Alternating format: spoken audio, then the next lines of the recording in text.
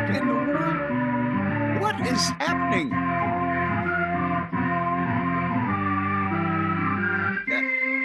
No!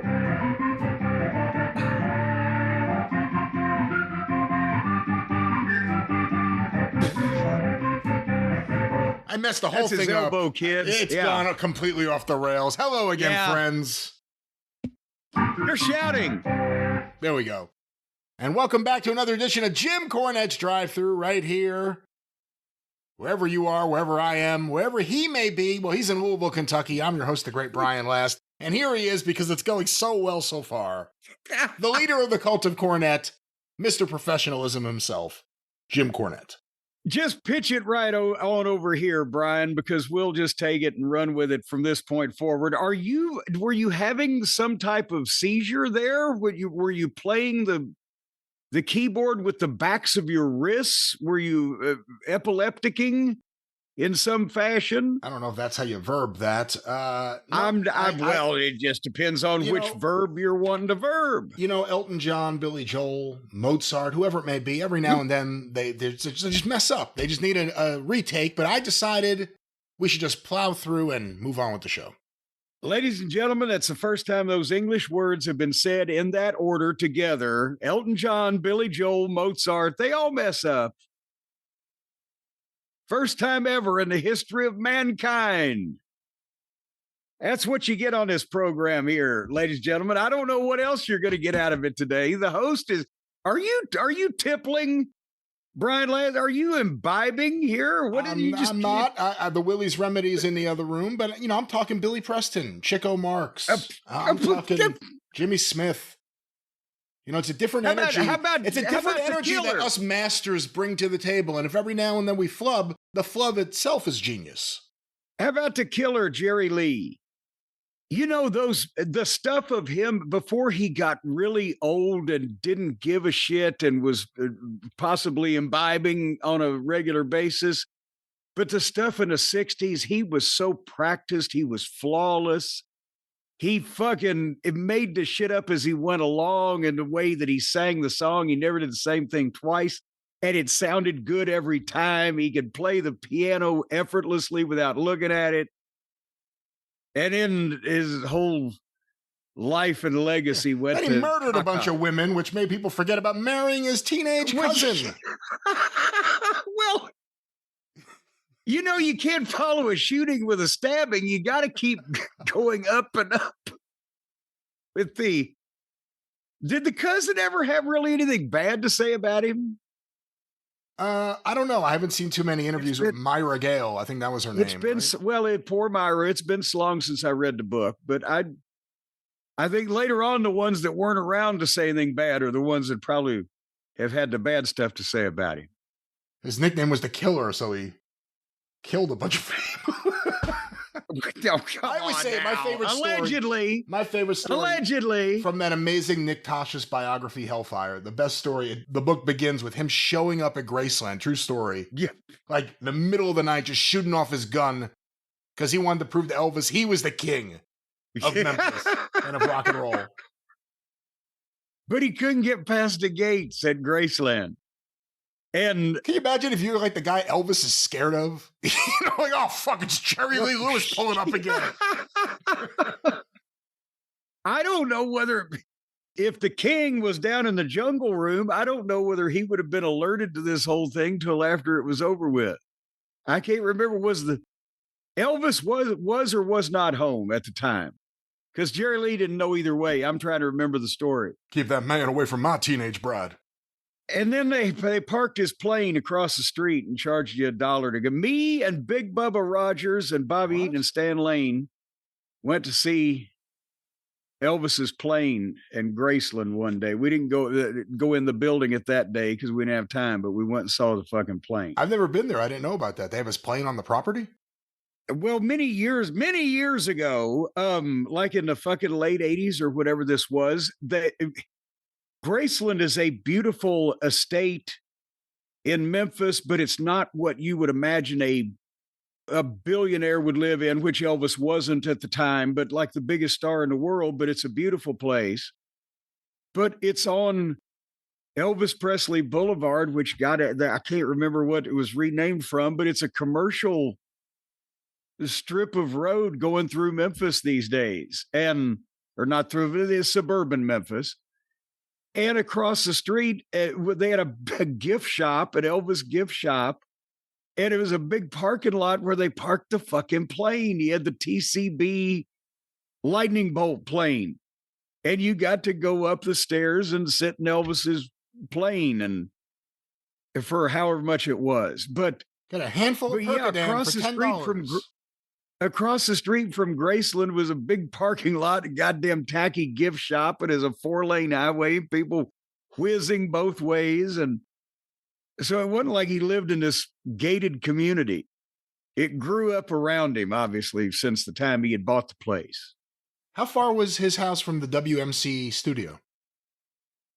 Oh, geez. Now try to remember my Memphis geography. You had to go up. It was south of it, but it wasn't as far as the Mississippi line. So maybe driving 6-7 miles, something like that. I know the Memphians will probably correct me, but maybe that's as the crow flies.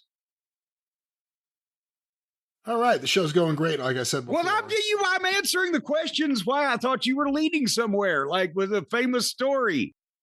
Or Burns introducing Benny's famous cigarette bit, or the famous story of Elvis went to Channel 5 with a shotgun. Well, that's the thing. You always hear the story like John Lennon and Paul McCartney were hanging out, coincidentally, the night that they had the offer for the Beatles to reunite on Saturday Night Live, and they thought to themselves, why don't we go down there? Wouldn't it be funny? What a rib. Yeah, wouldn't it be funny if we collect the $3,000 check that they're offering? Well, same thing. If Elvis saw Lawler on Memphis TV some Saturday morning, how far was he if he said, you know what, let's just go down there right now? No, it was imminently doable. To answer your question, regardless of the mileage, no, he could have been there in 15 or 20 minutes. And the live show lasted an hour and a half. So, but that was not going to happen. But remember, we were talking a couple weeks ago about Mickey Lawler Poole making Mickey Poole his manager because Mickey's father knew family knew Elvis's father, Vernon, and they were trying to set up a karate versus wrestling match at the Coliseum. And unfortunately, Elvis left the building and it didn't happen. That's when Lawler ended up switching babyface. I think they were holding it off on the hopes that it might happen. So I've seen Lawler with Danny Davis and babyface Lawler with babyface Jimmy Hart. And in both cases, neither guy said a word. From the stuff I saw, they just stood next to Lawler while he talked. Did Mickey Poole ever talk on TV? Did he ever say anything? Well, yes, but only when fed a line ahead of time by Lawler and asked a question that needed a definitive answer. And now this while he was with Lawler, right? I'm just saying, yeah, King, that type of thing. But this was, again, when he was with Lawler, but then they made him a manager. He managed the Samoans, and it was, I don't know if you can expect by looking at Mickey Poole that you would expect what he sounded like, but he was everything you expected that he sounded like. I got a card here in front of me. This won't be guess the program. I'll just tell it to you. Evansville Wrestling, August 31st, 1977, 8 p.m. card. The Gladiator versus the Blue Inferno in a masked men match. Dr. X versus Terry Gibbs. The Exterminators versus Chief Bold Eagle and King Cobra. And the Exterminators were Jim Dalton and... Oh, God damn it. I'd have to refer to notes, but go ahead. Tag team action, Brute Bernard and the Angel with manager Homer Odell versus Jim Garvin and Bruce Swayze. And then after an intermission, the main event, Lawler's title versus Dundee's Cadillac. Mickey Poole in a cage. Jerry Lawler versus Bill Dundee. Yes, that was indeed from Evansville. And here's another thing. There was a lot of names on that card. Later on, when Jarrett had been in business longer, Evansville got 5 matches and maybe a tag match on the card. They cut down a number of talent because they realized Evansville on Wednesdays was what Evansville on Wednesdays was. But when he had first started his company, and that was summertime, going into summertime, he had a lot of guys in the territory, and the Brute Bernards and the Angels and the Hollywood Blondes and the whole 9 yards. They had a lot of fucking names on the card. But nevertheless, the best Mickey Poole was when, as they were building the Lawler and Dundee grudge that ended up doing that record business the summer of 77 in Memphis and on Louisville, wherever Jarrett ran, but especially Memphis. They sold, I think in 12 shows, they sold almost 100,000 tickets. But Lawler put Mickey Poole's hair up against Dundee. And fucking, it was part of these weekly stipulations with the Cadillac and the $5,000 and the Southern title belt and one guy's hair, another guy's hair, but Mickey Poole's hair was in there. And they shaved his head in the middle of the ring right in Coliseum to humiliate poor Mickey because, it wasn't anybody important's hair. And then the next week on TV, Mickey Poole comes out with this long head of hair and a baseball cap or something on or whatever. It was obviously a wig. And Lawler cut to promo, said, "You see what people don't understand? Old Mickey Poole, he's of Indian descent. And his grandfather was a Cherokee Indian or whatever, and he got this little bottle of Indian hair restorer and rubbed it on his head, and look at it. He looks better than ever done." And the people are screaming, "You mother..." Well, not on TV, but you know what I mean. That was Mickey Poole's most famous moment. Well, Mickey Poole, a fascinating character that there's very little video footage of. One of the last guys, I guess you could say that about. That's because he didn't last long. Well, how long was he Lawler's manager? 6 months? Oh, not even. No, certainly not. I would have to go back and look at the history books, one of Mark James's fine Memphis wrestling history book. But no, I can't believe it was more than maybe 3 months he was around, and then, like I said, Elvis died. Lawler switched babyface. They let him manage the Samoans. I think maybe he even got to work for Nick Goulas a little bit, and then Mickey found another line of work. Is he still alive? That is a good question. Google Mickey Poole and see if he's dead. What do you get when you Google Mickey Poole? Does Google tell you who? Hold on, let me... See, these are the questions that we ask on this program. Mickey Poole. There's a photo of him here with a tracking line across his face. According to Fandom, which is some sort of Wikipedia site, wrestler who was briefly active in the Memphis territory in 1977. If this is true, I don't remember this part. Then again for a one-off appearance in 1994. Oh, good Lord. Well, probably. May have been. According to this, Poole reappeared on Monday, July 11th, 1994 to distract Lawler in a match with Tommy Rich, allowing Rich to incapacitate Lawler with ether and win. He did not appear on the following TV show, reportedly because his mother had scolded him for attacking Lawler, leaving Rich to explain that Poole was still angry about having his head shaved in 1977, and then he made no further appearance. I have no memory of that whatsoever. Wow. His mother scolded him. Could that be real? Yes. Having met Mickey Poole, I can believe that. It's not out of the bounds of credibility. Anyway, I need to see it's your that. show there, I need to see that. If anyone has that 1994 footage, send it over. I probably do on one of the full episodes, but if anyone has it isolated, let me know. Jim, before we get going, we have a lot to talk about. We have some of the best wrestling I've seen in a long time to talk about. I'm excited about it. But why don't we talk about the exciting deals at Cornette's Collectibles? Well, as a matter of fact, since you mentioned that, I mentioned a few days ago on the last program that we did that I had announced that all the proceeds from the sales of my book, Heroes and Friends at JimCornette.com during the month of June was going to the WHAS Crusade for Children. And that is this weekend as we are talking here now, June 6th and 7th here in the Louisville area. But they take donations anytime at WHAScrusade.org. However, I said some people, their hearts were in the right place, but their ears went on vacation. And we had a sudden spike in sales the last week of May when I made the announcement or whatever. So we're donating the last week of May and June proceeds of the sales of Heroes and Friends to the Crusade for Children. But a member of the cult of Cornette, Justin from Kensington, Connecticut, we've talked about him here before in the past, I believe.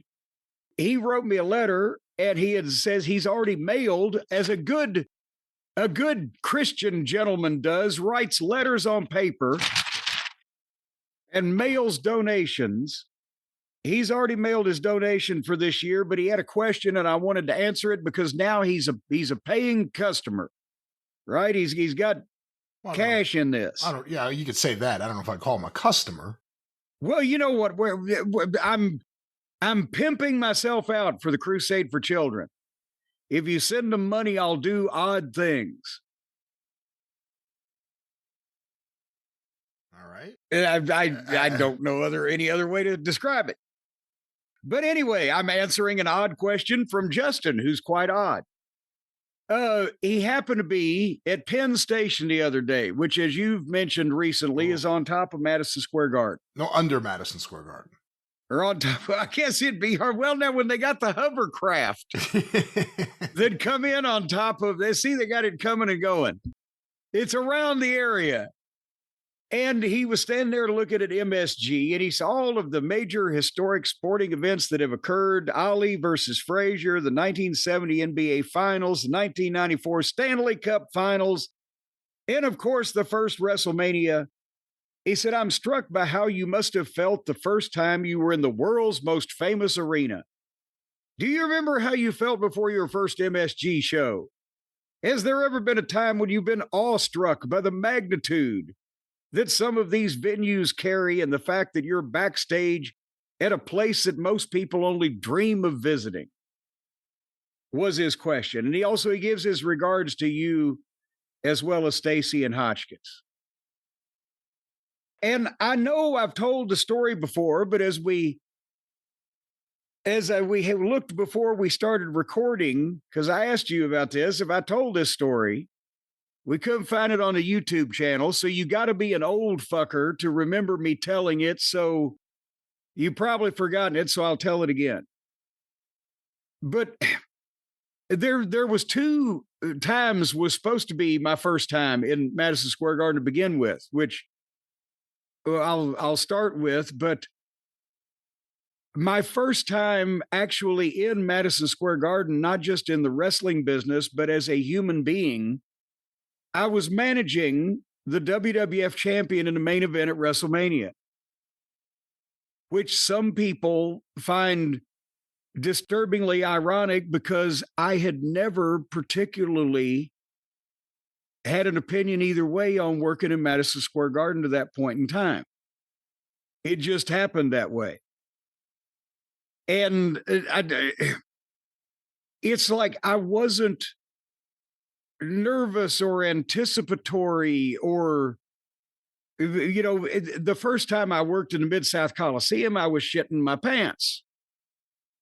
Which, by the way, also the first time I was in the Mid-South Coliseum as a person in the wrestling business, I was managing Dutch Mantell in a Southern title match against Jerry Lawler in the main event. That was more nerve-wracking. And the first time I went to the Omni, I got a kick out of it.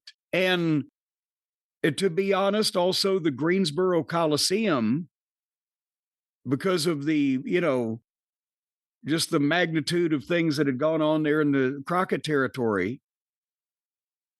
And also, and the Gardens, obviously, because that was where I grew up going to, the matches. But by the time that since I was in an era where, before video, I wasn't growing up a WWF fan except seeing pictures in the magazines.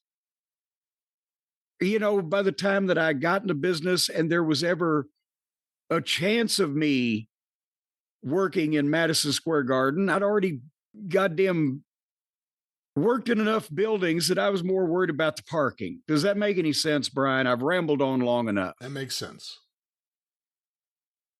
And that's the thing is that I wish I could give my goddamn experience to somebody else who would mean more, because I know the kids in New York are like, oh my God, I wish I could have been but it was a big deal for me to do what I had, go where I had dreamed of or seen as a fan and as a young person. But the point is, my first time was not the first time I was booked there, though. And that's the thing. Do you remember the story of the first time I was booked there 2 months beforehand? The first time you were booked, was that the snowstorm? Yes. I'd started with the WWF in late July of 93 at the Raw tapings. And I was only, because I was still running Smoky Mountain Wrestling, I was only doing WWF TV tapings and pay-per-views. I didn't go on the road for the house shows because I couldn't.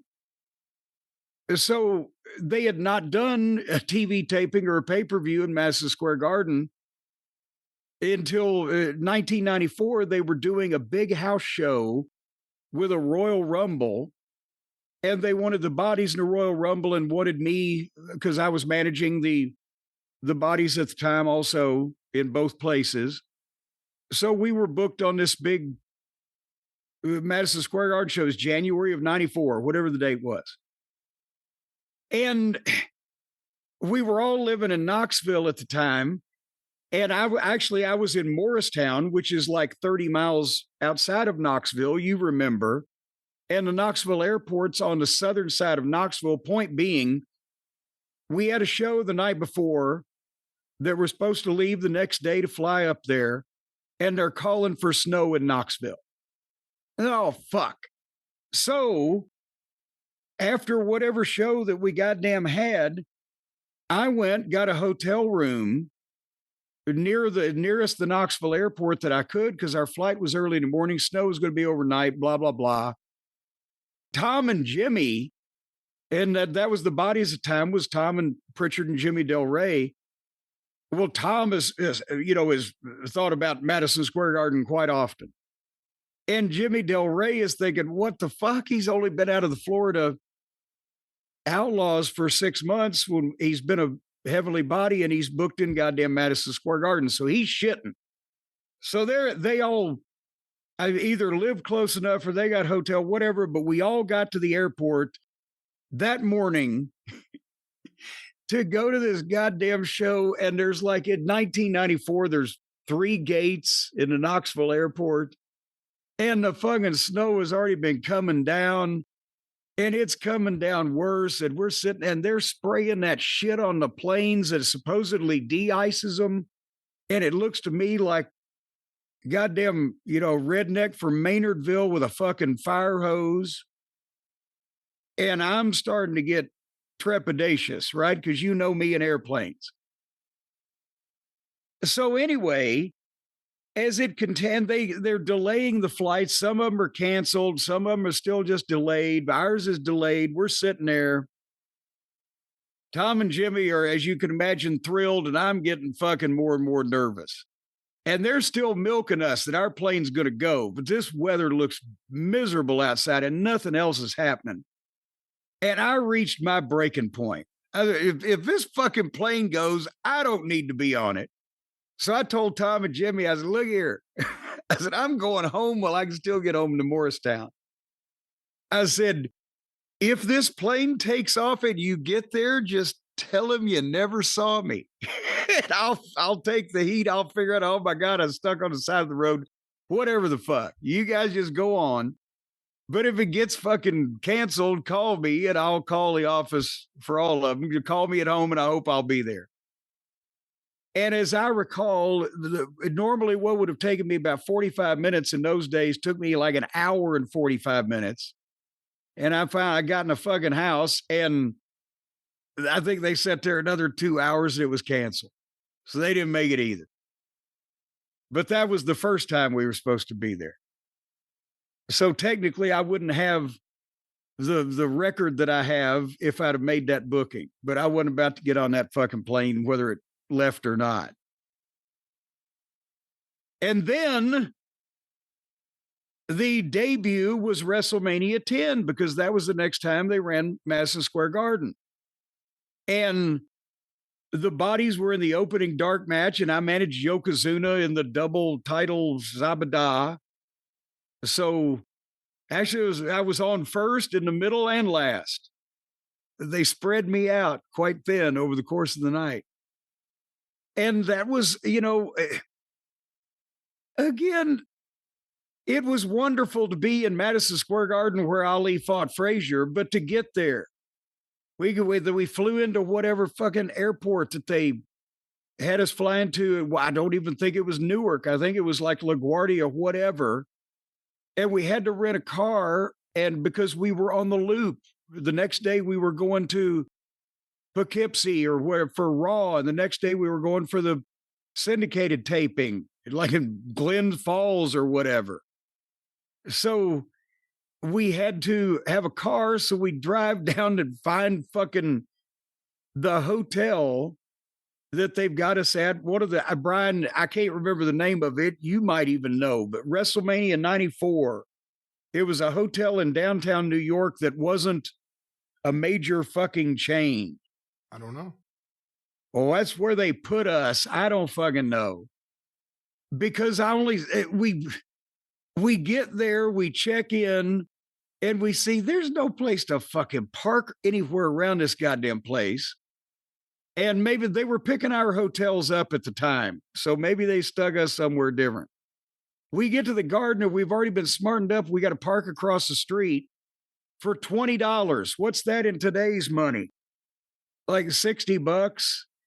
Plus, you had to tip the guy another $20 that was running the underground lot, or he'd block you in with other $20 suckers, and you wouldn't be able to leave till everybody had left, right?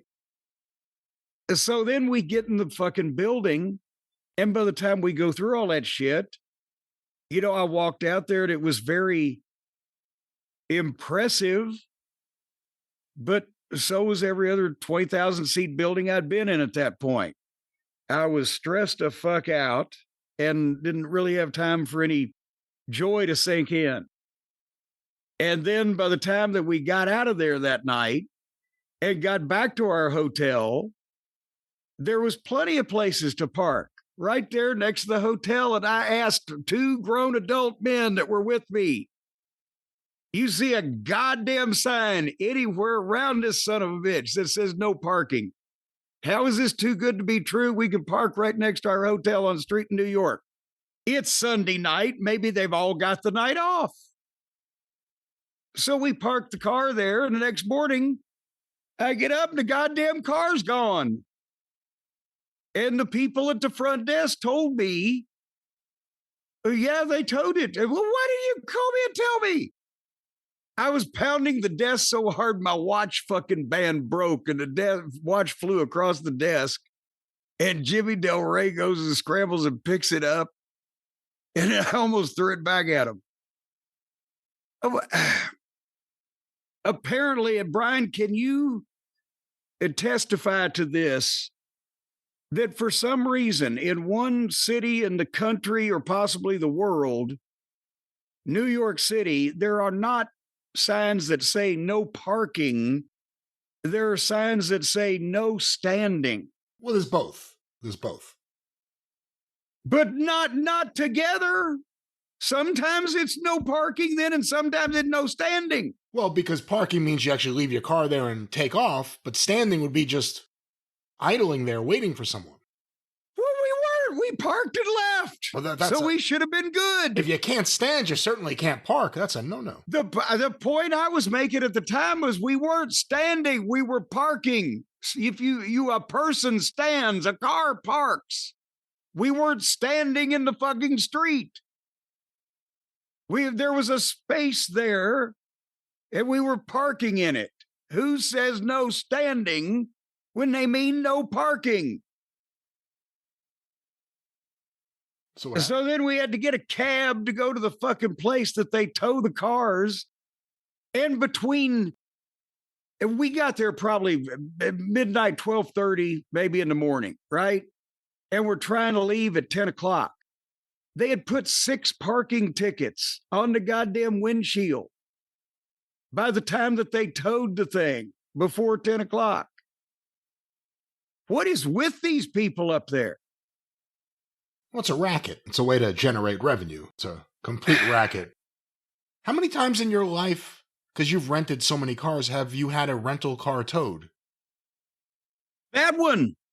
That's the only time. Wow. It's the only time I've ever had car towed, except if it was broke fucking down. That doesn't count.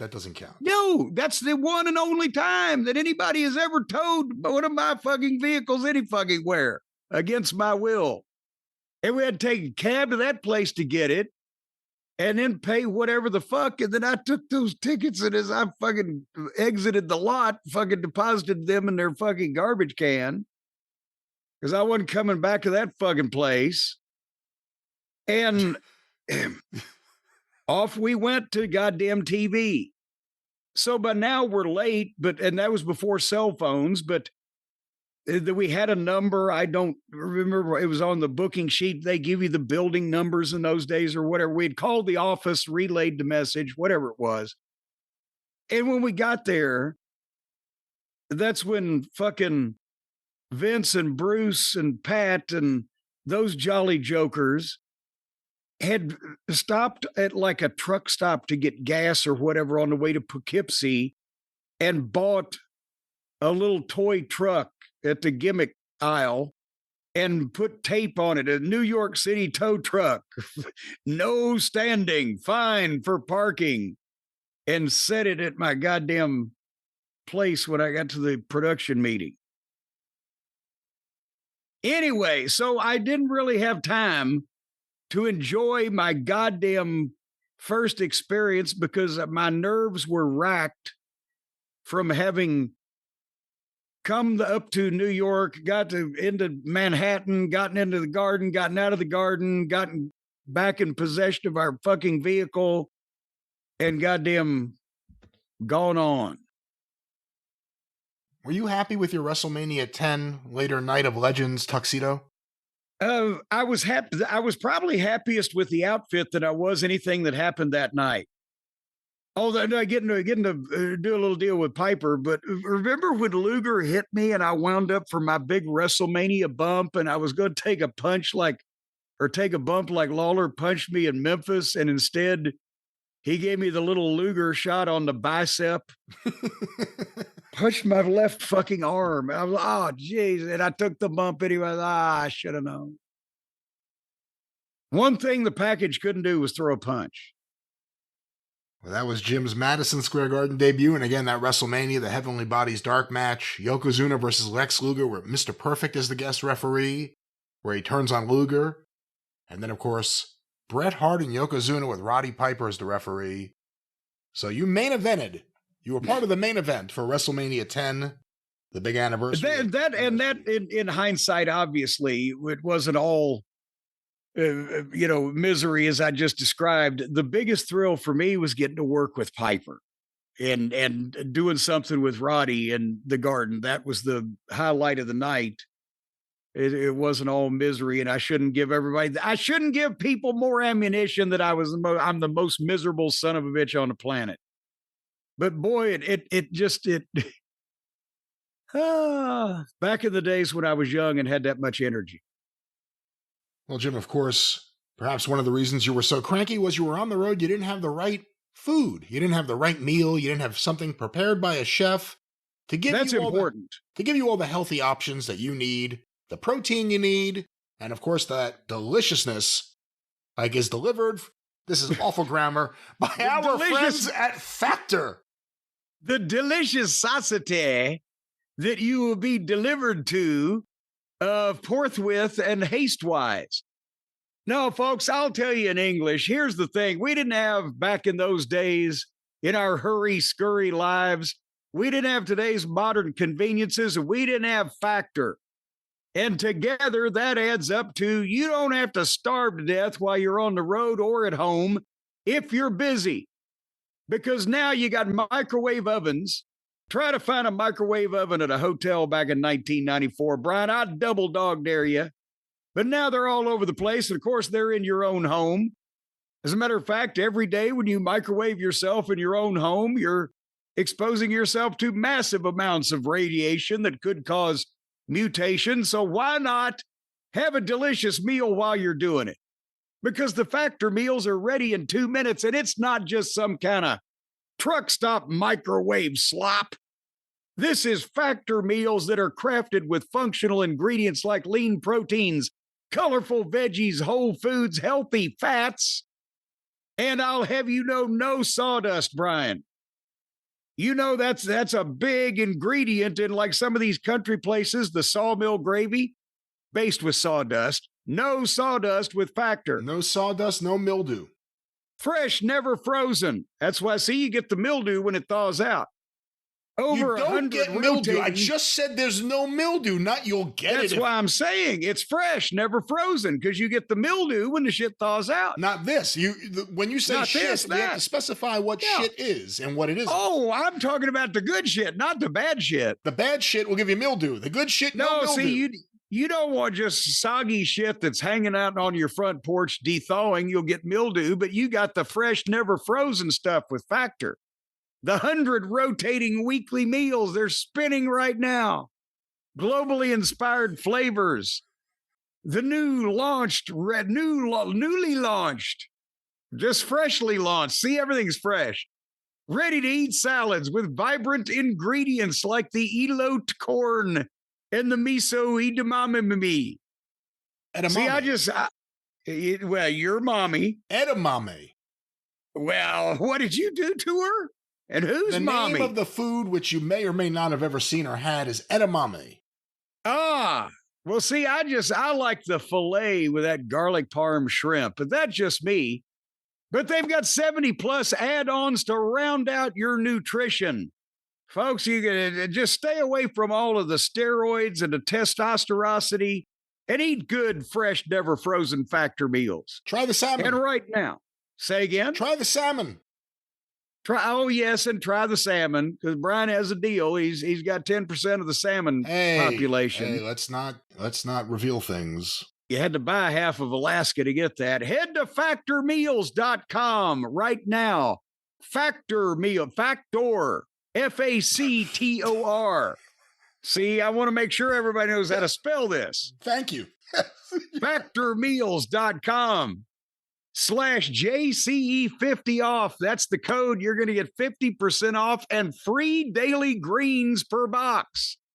Before, I thought it was a box of greens daily, but it's free daily greens per box with new subscriptions only while supplies last, because we're in a drought, folks. Things can't stay green forever. So once again, you can see the website for more details, but I've told you everything you need to know. Go to factormeals.com. Use the code JCE50 off. Get 50% off and the greens with your new subscription only. And then you're going to be hooked.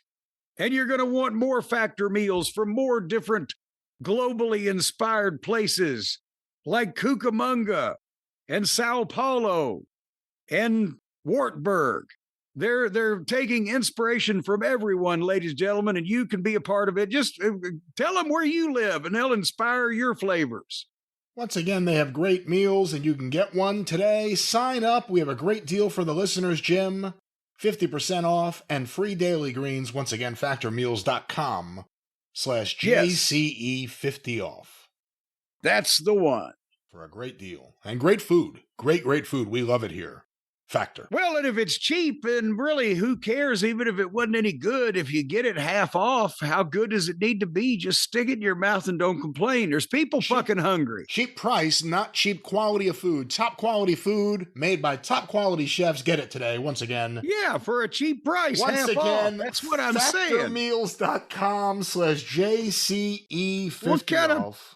What kind of prick's going to complain about half-price food? Just stick it down your neck. It's going to sit in your gullet. As Frank Morrell used to say, when I would complain about going all the way to a hot, miserable spot show for only $50. Boy, have you ever seen $50 worth of ham and eggs on a plate? Right there. Once again, factormeals.com/JCE50 off. Jim, before we move on, we're going to talk about Lucha Libre AAA momentarily. A bit of a follow-up from an earlier segment.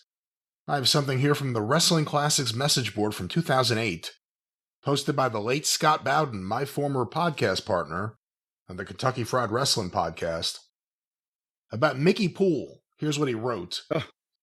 Yeah, Mickey was a bit of a simple-minded mark who Lawler chose to use on air for some reason.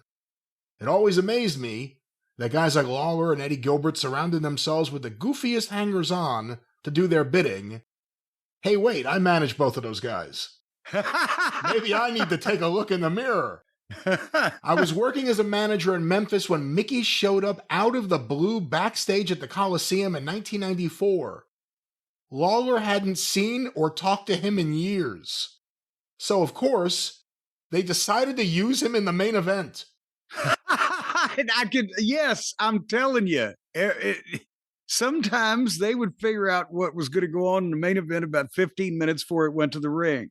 As I distracted the ref, Mickey approached ringside and gave Doug Gilbert or the Dream Machine a fire extinguisher to use to knock out Lawler. Before we did the angle, Lawler asked Mickey repeatedly, "Now, Mickey, you will make it to TV Saturday, right? We'll need you to be there to explain this. Promise me you'll be there." Mickey nervously assured Lawler he would be. So we get to TV Saturday, and Mickey calls Lawler to tell him he can't make it because his mother was mad at him for attacking Lawler and causing him to lose the match. She won't let him leave the house. No joke.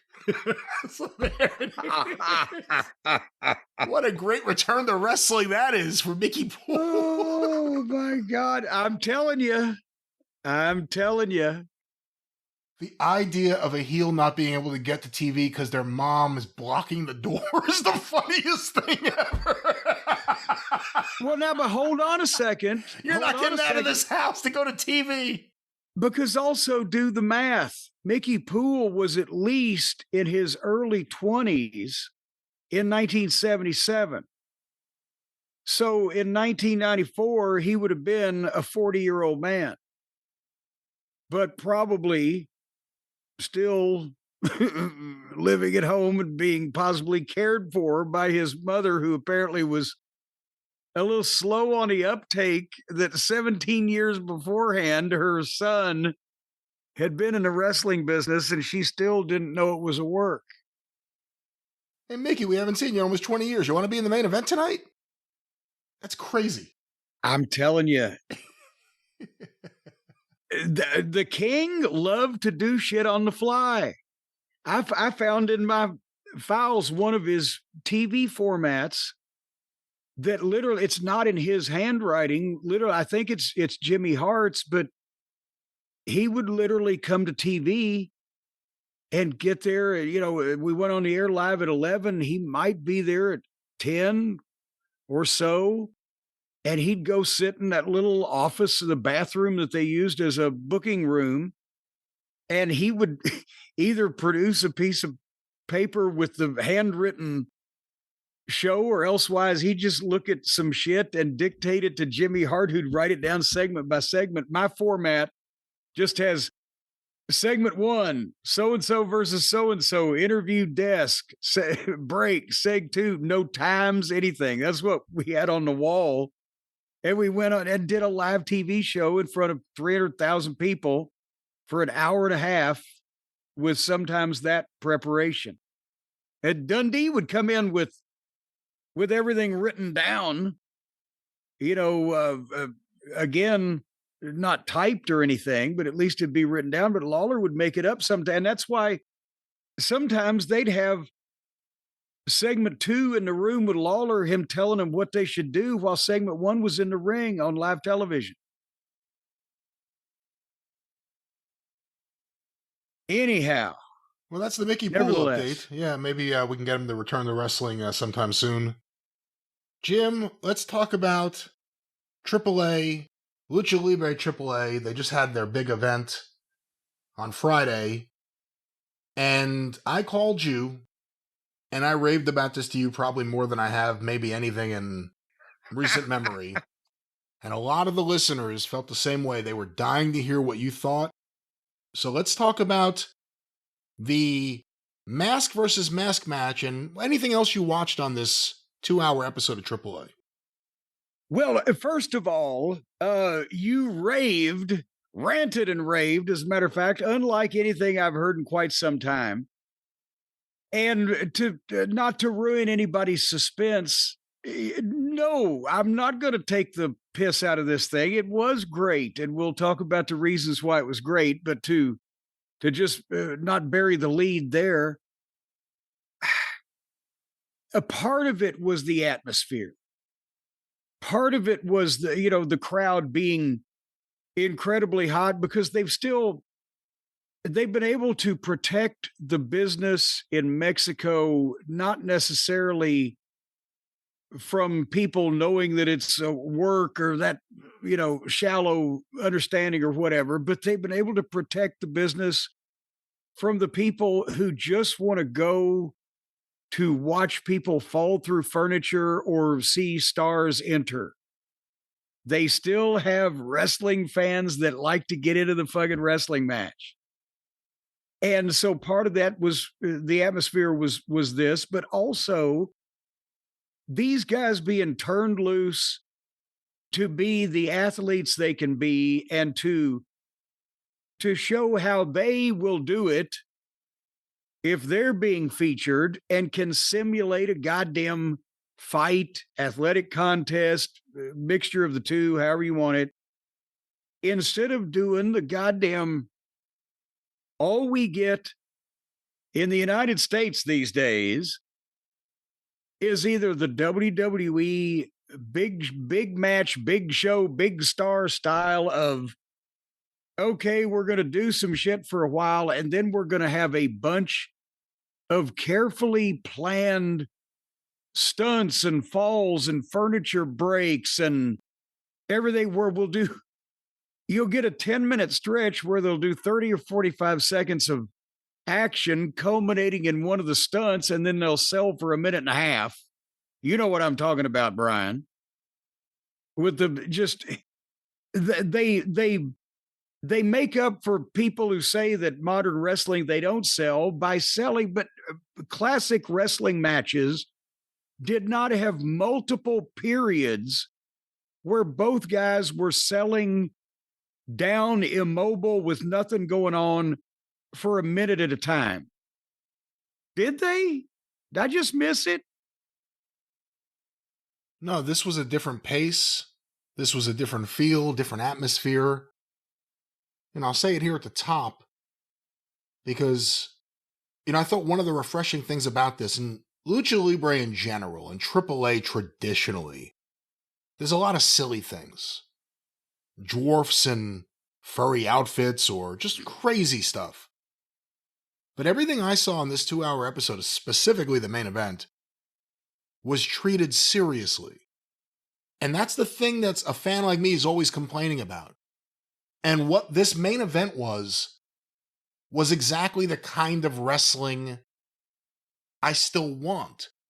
I think there is an avenue and there is a demand for a product that is serious promos, angles and promos and characters that don't insult the intelligence of the audience.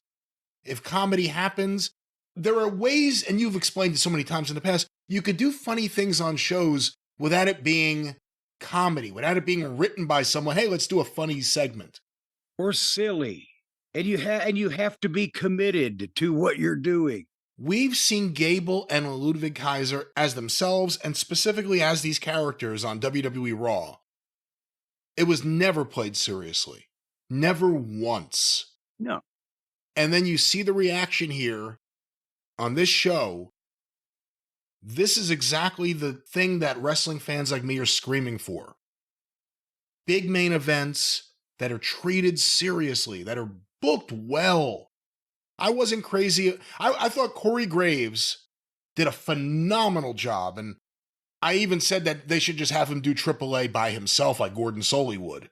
Because you wouldn't lose anything and it was that good. And if you need a translator, hire Alex Abrahantes. Because Rey Mysterio, and I guess previously it was Conan and previously Savio Vega.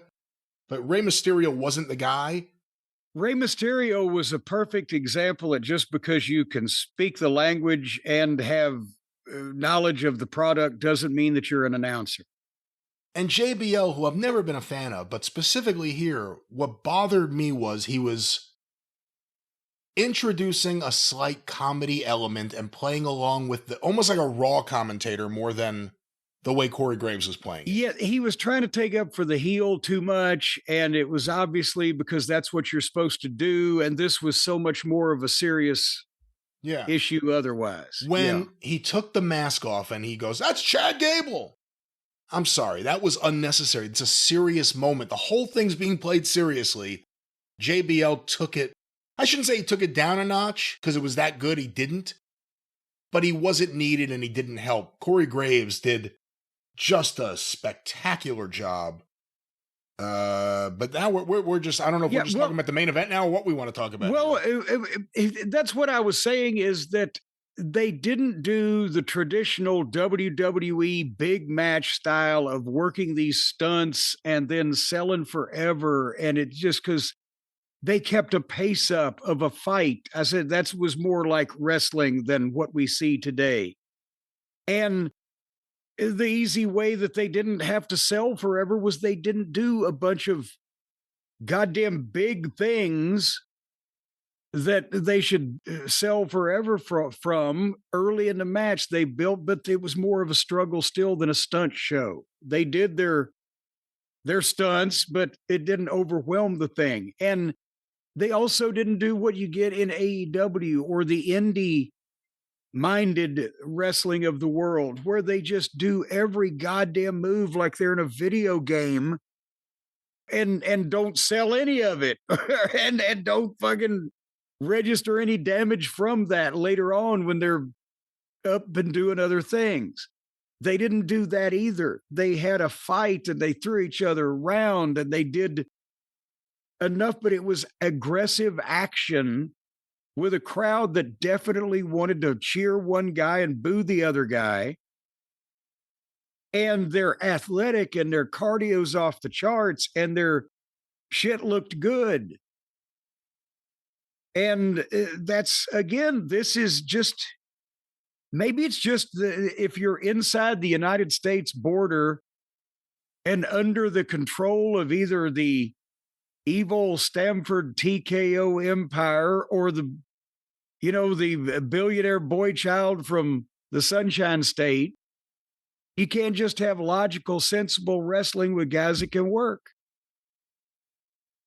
But this, again, was just lovely. So that's the thing. And people can say, well, Cornette, they used a table.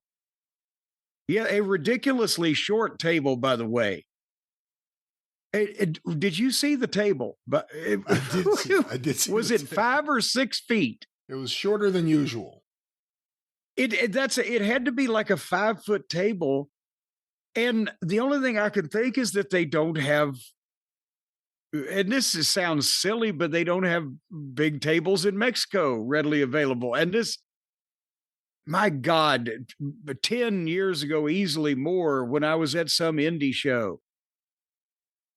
And they were practicing, and it wasn't just a random indie show. It was either NWA, Ring of Honor, MLW, something that I've done in the last period of time.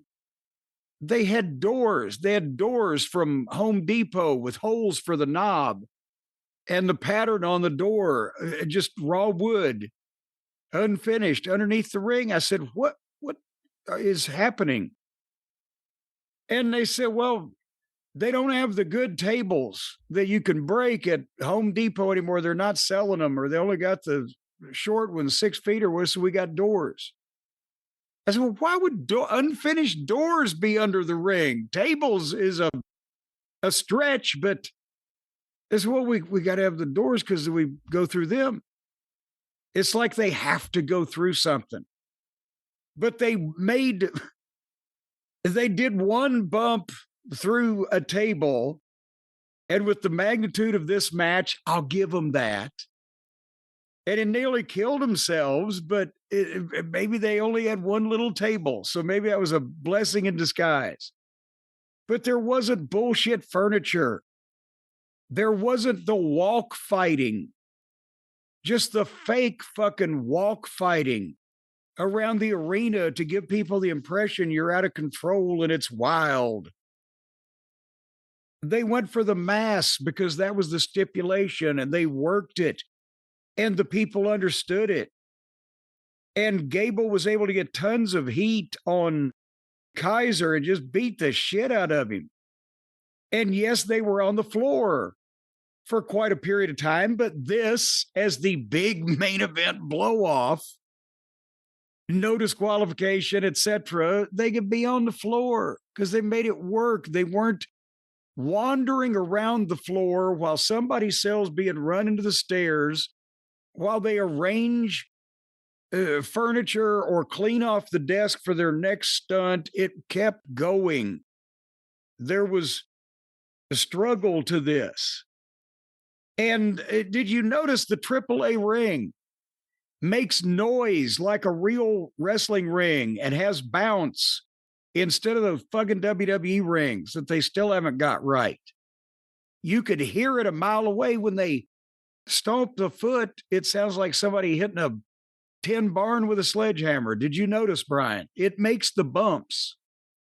Yeah, I noticed it. I also thought the ring itself, the apron, being so white, looked great during this main event because there were just little spots of blood in various places. I can't really say anything negative about it. The whole thing, the whole presentation, even the way the arena looked, it wasn't overly lit. There weren't just giant flashing billboards everywhere. It looked great. Well, it was like, that's what actually I have disliked about WWF television starting in the 80s and really carried it through to this day, but it just became commonplace. When the match starts, turn the fucking crowd lights down. As long as we've seen they're there beforehand, it was distracting, especially in the old days before the high definition TV. But I don't want to see the whole goddamn crowd. You've proven to me they're there. I want it to look cool like wrestling and boxing used to, with fucking ring lights and blah, blah, blah. So that they had that atmosphere. It's an arena. There's a fight going on in the ring rather than we got to light up everything or Vince will get mad at us. And again, both guys got color. I don't know. Kaiser's may have been a hard way because his head looked like it was swelling up a little bit. It looked like it. If you watch Gable hitting him, it looked like they must have agreed to that. It looked like he hard-weighed him. Well, I think he agreed to, I won't move and do the best you can, but I don't think that they actually agreed to go ahead and potato me full on. He was just trying to throw those punches snug. But nevertheless, Gable got some good color. The only thing I didn't like was the Creed brothers in the mask coming out and interfering and slamming Kaiser on the desk because, one, they had to do it twice till it broke. Those guys are snake bit.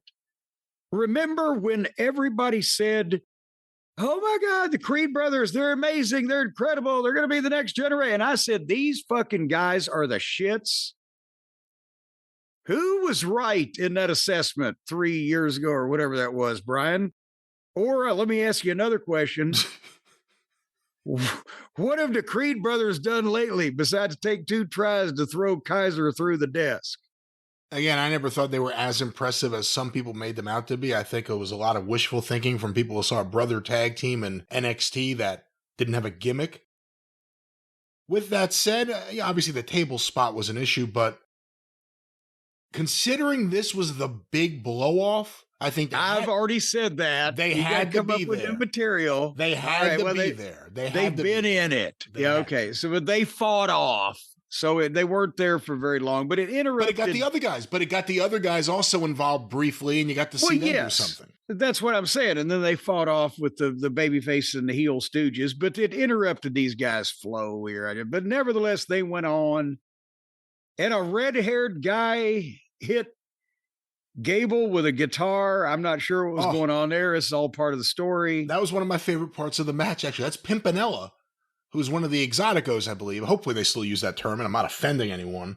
But Pimpinella had previously been attacked by El Grande Americano OG, and this was the big comeback. This was the big, all right, we're finishing all of this off here in one night. So Pimpinella, to come full circle, Pimpinella kind of had to do something, and when the mask came off, the place erupted. It was kind of I know they cool. loved him. It was a cool moment, I have to say. They loved him. And then Ludwig's girlfriend came out. Subject of so much debate lately. And she started leading the cheers for Ludwig, and Gable gets out and starts menacing her, and she shows, I bought a ticket, you motherfucker, or whatever she said. I don't know if she said it like that, but she was great at ringside. Yeah. Just being there and being in it. We've seen plenty of girlfriends or wives stand there and they don't know how to act or what to do. She was completely involved. Yeah, no, well, and to be in her benefit, she's been doing interviews. It is not like first time she's ever been on television, but yeah, that's the thing, is she had to be like into this rather than some of the laughing, ants that have showed up at recent times with. That's right. Who was that? I'm trying. That's why I'm trying to remember who these people were. But we had Laughing Family, and we had that was AEW, I think. I think one of the mothers was supposed to slap somebody. She tried to do it 3 times. Whatever. Nevertheless, back to this one. They just had a great fight. They tied all this shit together. They did a big yay boo back and forth, bing, bing, bing. And finally, the finish was Ludwig hitting a super spear where he just hit the ropes about 2 or 3 times and bam, 1, 2, 3, it got a big pop. What was the headbutt? It was a super spear headbutt. Well, whatever. I'm so used to the super spear, but he super speared him with the headbutt. But nevertheless, no, I know people think I'm going to shit on something like this because, first of all, no, it was Lucha Libre in the environment. And some of the stuff, as we've mentioned, to the people in, I don't know, fucking Cleveland or goddamn, Roswell, Georgia, or wherever the fuck, it may look goofy, but part of this is they've grown up with it culturally, and they've still managed to keep the people where they're reacting to shit and they're into this instead of our jaded, well, I don't give that 5.5 stars that you see sitting there. And to be honest, I've always thought American wrestling, since kind of, even though there's always been wrestling, we originated the somewhat worked professional aspect of it. But American wrestling is in between what lucha became in Mexico and what Japanese wrestling became in Japan. Brian, think about this. What was the one thing when Japanese wrestling was legitimately the best in-ring wrestling in the world back in the day before it went to shit over there like it has here? What was the one thing that those TV shows that you wanted to see those tapes and you waited for those tapes What didn't they have? They didn't have angles or promos, typically. Exactly. Because it developed in a different way, because Ricky Dozan was a national hero. They wanted to keep wrestling as a sport, which is why they always had the more legitimate feel. And they didn't do angles because it would have been kind of preposterous. And those cultures are not normally braggadocious people.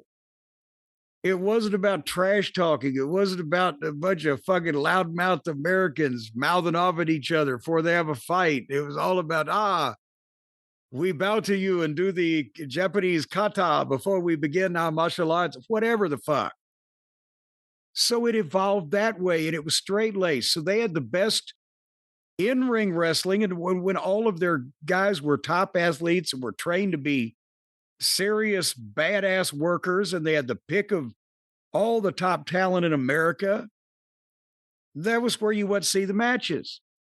But over here, at the same time, if you'd taken the same product with our Americans and their Japanese and put it on, it would have died a horrible death, because there were no angles and there were no promos and there was no trash talking, and the American fans wanted to see that. But I will finish the other half of my point, and then you can respond, Brian.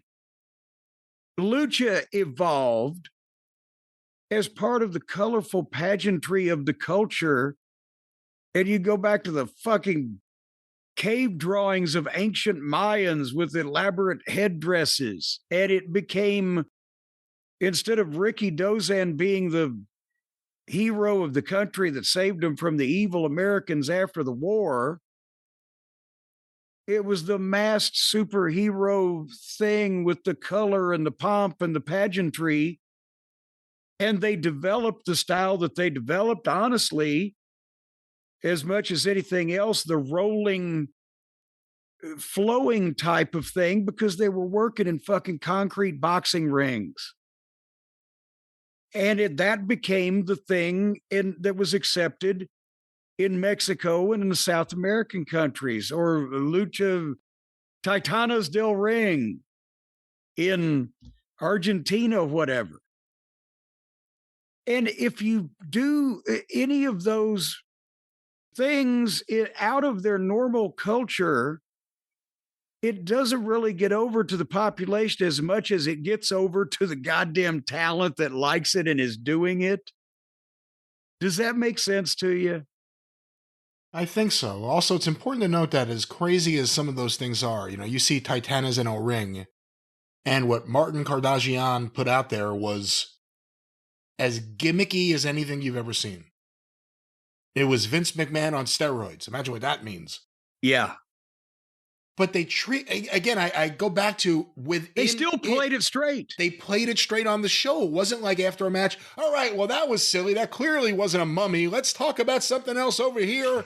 Let's tell you how we're going to expose the business. It was none of that. It was all in that 1 hour show. Everything was real. Everything was played like it was real. But I just, that's the thing, is that people want to lose themselves and stuff.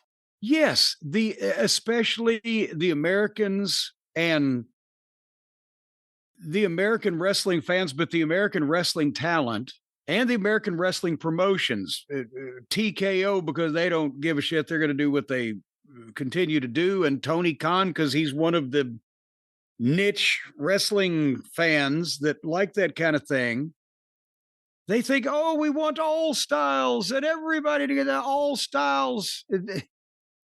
The guys, when I got into business 40 years ago, that had been in business 30 years, would say all styles don't work.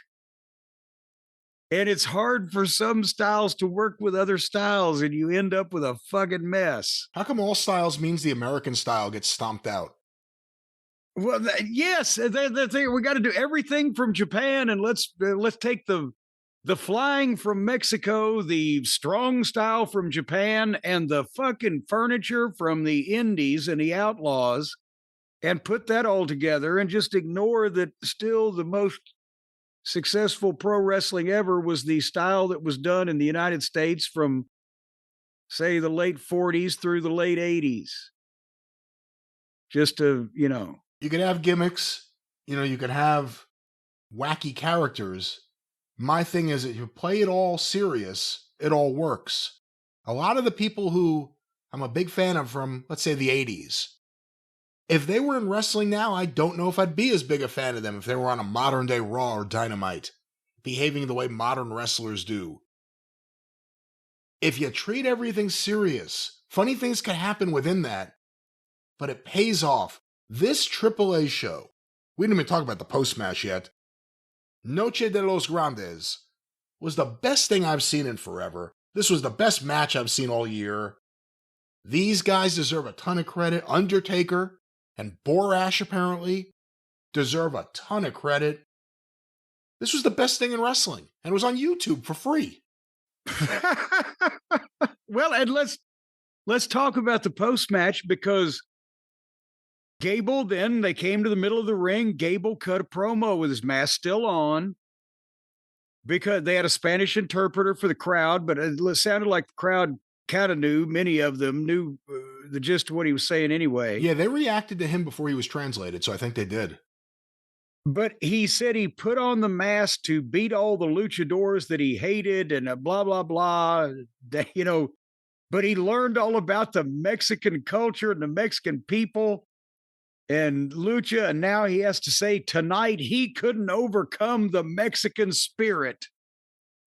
But he will always be the original Grande Americano, but now the other guy is the only Grande Americano. And so he kind of turned babyface while still keeping his edge to him. And he had his wife and kids there in the ring.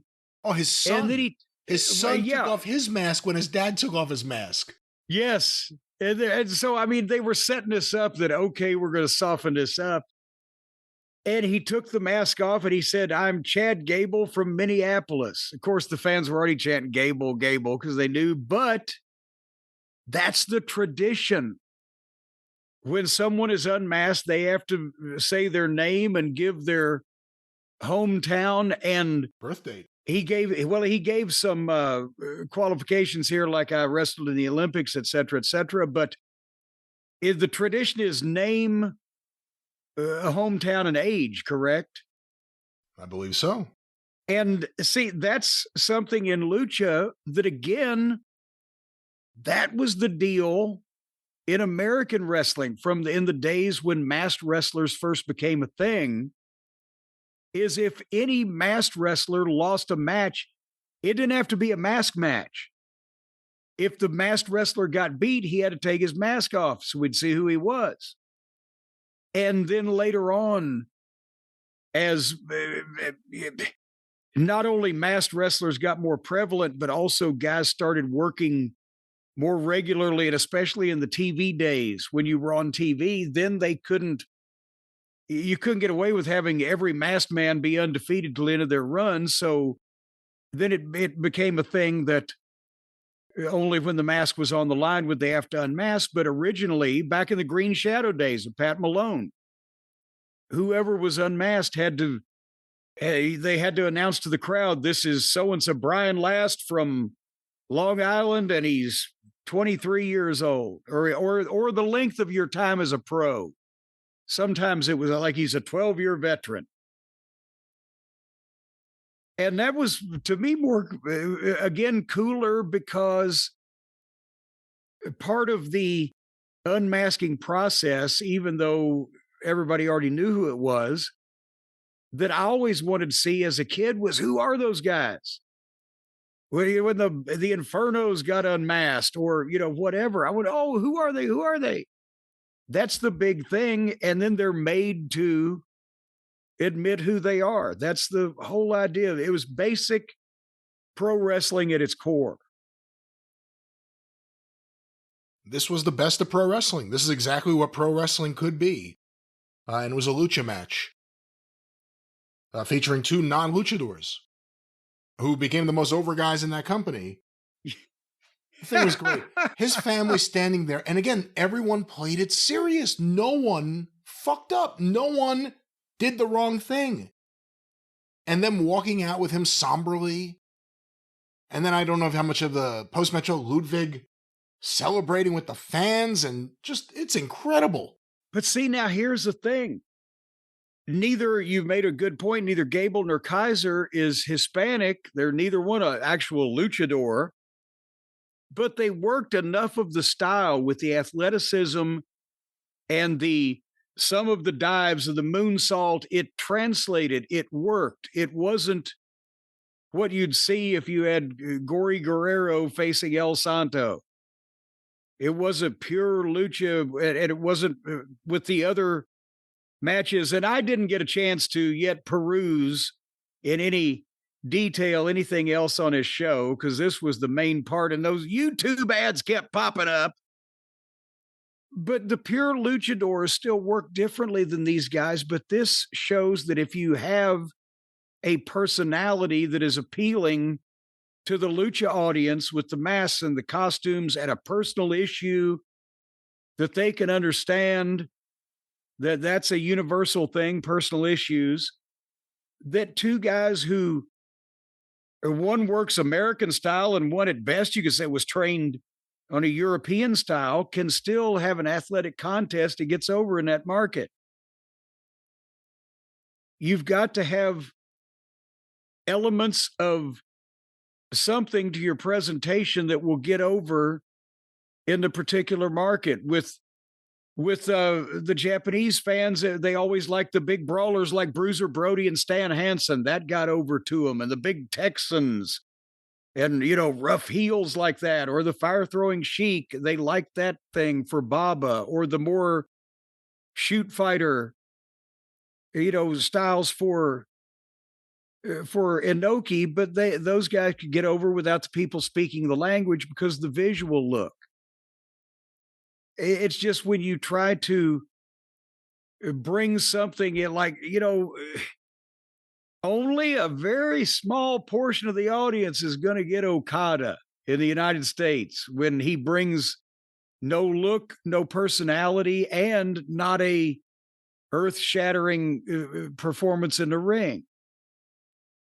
You got to be careful when you mix cultures in wrestling and give the people that you're primarily marketing to something that fits that category.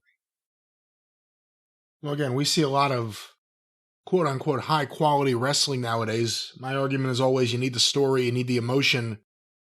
It was a different crowd too. I mean, no one chanted what? The fans were fully into this. Yeah, but also the guys in the ring, the performance in the ring, they were actually aggressive and like they meant it, rather than just, we got to take some time to set up the next stunt. Let me move this table over here a little bit or it'll be sideways. I lost myself in it. You could lose yourself in it, as opposed to the match type necessitating you sitting there and almost watching it like an examiner to grade it. There's a big difference, but this was just a tremendous home run, a great night of wrestling. I watched it live, and I watched the entire show. I really like Ray Phoenix and the Laredo Kid. I really like the entire show. Corey Graves, can't stop raving about the job he did there. And I went to bed.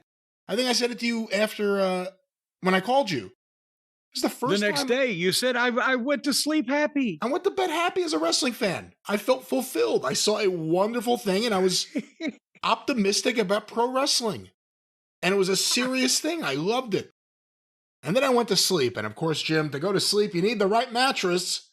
Well, and I agree with you there. We have a wonderful mattress, or two or three, or we have several mattresses here. And I know you have them there from our fine friends at Helix Sleep. Well, it's not just several Helix. They've got them 20 plus unique mattresses, folks, and a variety of mattress toppers. Actually, one of my cousins used to moonlight as a mattress topper. She raked in all kinds of money. All right, let's get but back nevertheless, to Helix. Yes. She was like, whipped cream on top of the sundae.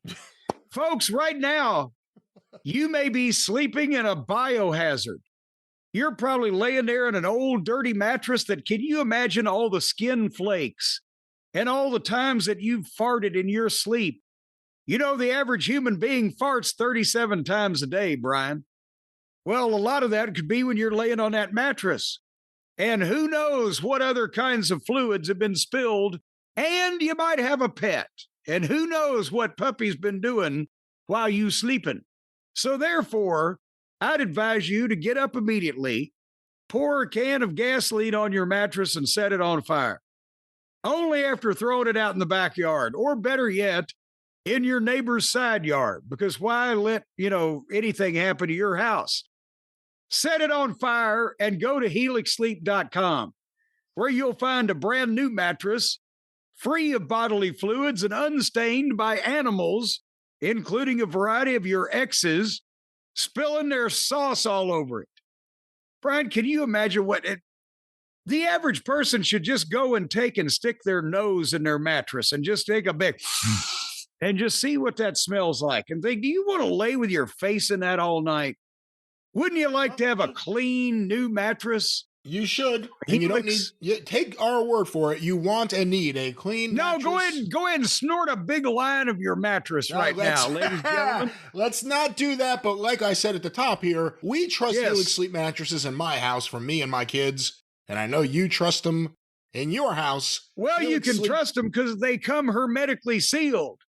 Because these people that build them, they're hermits, ladies and gentlemen, and they don't ever leave the house to get any diseases. So when they wrap a mattress up, that's why they call it hermetically sealed, because these people haven't been around any of these communically unvaccinated son of a bitches. So they send it right to your door. It's free shipping, and it's a 120-night sleep trial and limited lifetime warranty. Now, the 120-night sleep trial, you can sleep on it for 120 nights, decide for whatever strange reason you don't like it, and well, they'll take it back.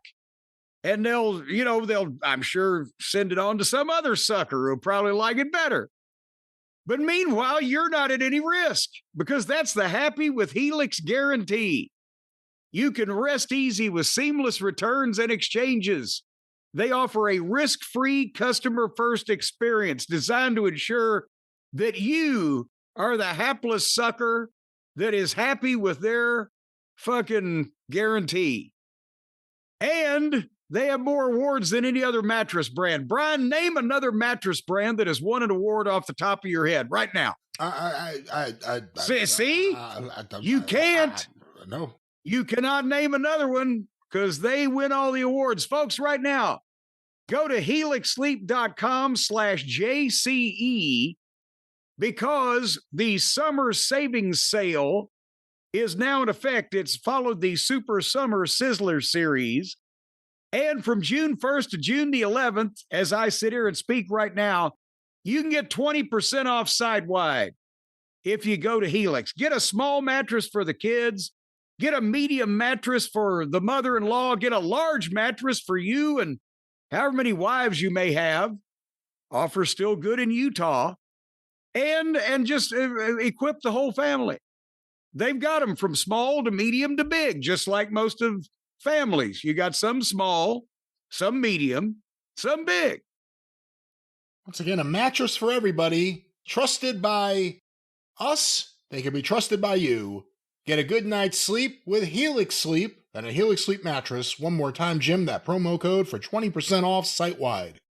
helixsleep.com/JCE. Folks, when it gets here, just stick your nose in it and take a big old sniff, and it'll smell like purty flowers. That's right, Jim. Helix Sleep. We love them. You will too. But with that, we shall return after this short commercial timeout with our trip to WWE's Clash in Italy. Well, we're not taking a trip, but they did. We'll be back. Oh, God.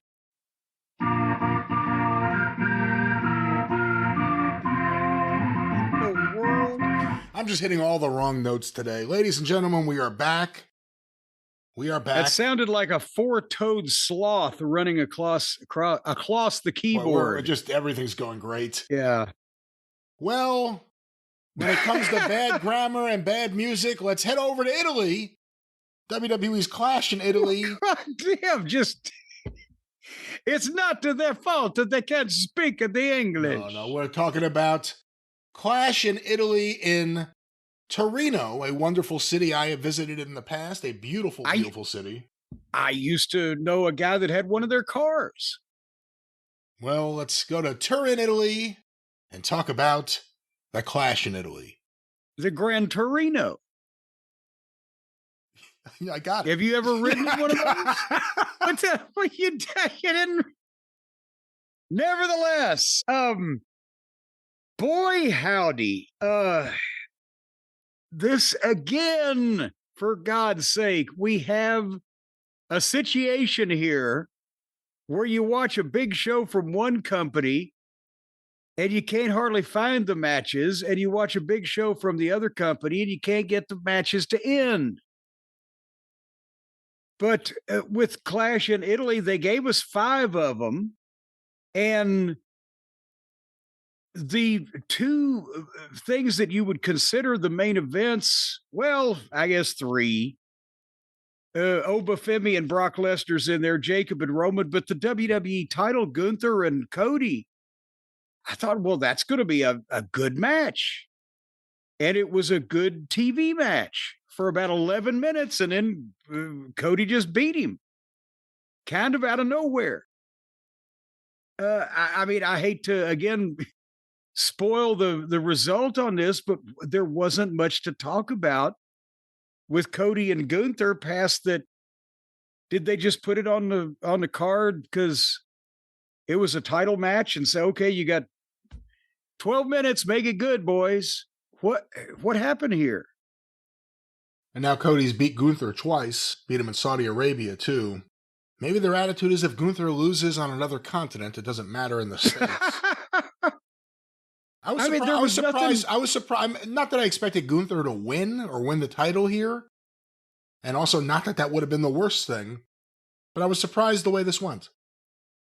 Well, yeah, and not that there was anything wrong with it. They're both professionals. The work was good. Cody's trying to challenge for the Ricky Morton Selling Championship. Again, everybody's professional and all their shit looked good, but it was just kind of a match. And then Cody made a comeback and hit the crossroads one time. 2 matches later, we've got like 7 fucking finishes. Don't beat a guy, but 1 crossroads, boom, and there you go. Kind of out of nowhere. I was kind of, but that was what it was. Don't you feel like Gunther's kind of been directionless ever since he beat AJ? Like they don't know what to do with him next? He just appears here, he appears there. Well, he was one of the fallout of people getting hurt and plans changing, and I can't even remember. You'd need a pie chart with graphics, and then, of course, I'd be eating the pie and I wouldn't be paying attention. But yeah, he's right there. That's why I wanted to see him and Brock. I thought maybe that would be if they had. Again, if Brock really did take his boots off and everything and decide to quit at WrestleMania, and then they say, oh, you got to come back, then they could have switched him babyface for Minneapolis and let Gunther fucking have a victory.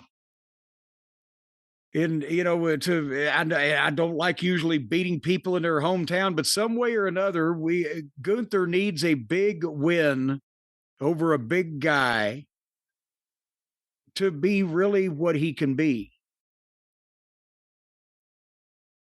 But that's what it was that what we just said. Well, just like they do, we just kind of went right into the first match, and that was the review of Cody versus Gunther. Jim, what was the next match?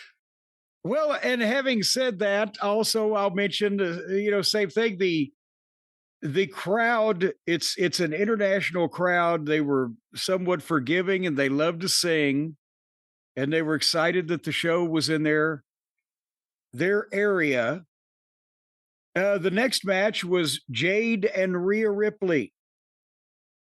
And it started 13 minutes. The bell rang for the second match 13 minutes after the first match was over. This is going to be a pattern.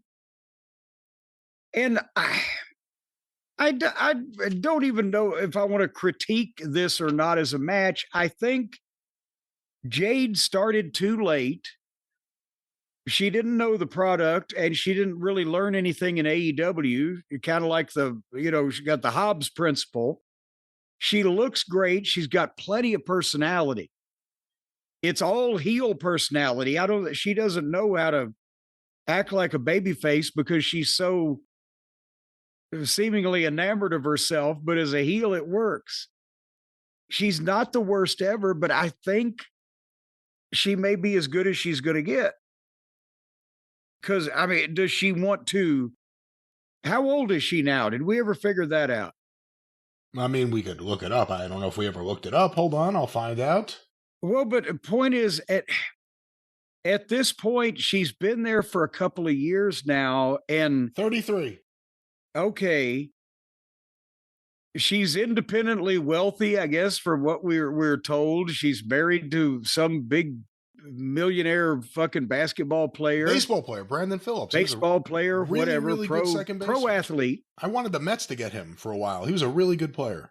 Well, see, you should have called Jade. She could have put the word in. But what I'm saying, is she going to get any better than she is now?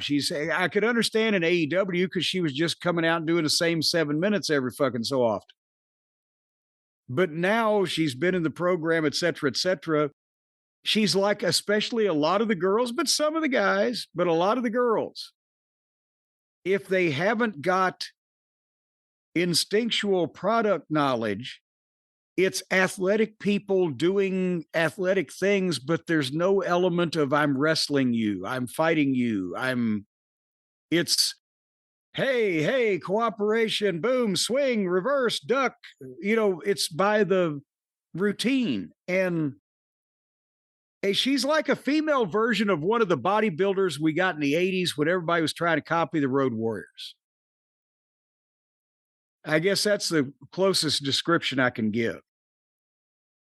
Anyway, she made the comeback, or Rhea, I should say, made her come back and hit her finish, but Jade's stooges were out there and put Jade's leg on the ropes. So then Charlotte came out and attacked the stooges, and Jade hit her finish, but Charlotte put Rhea's leg on the ropes, and then Rhea hit Riptide. 1, 2, 3. They went 5 minutes longer than Cody and Gunther. That was that. What do you think about that?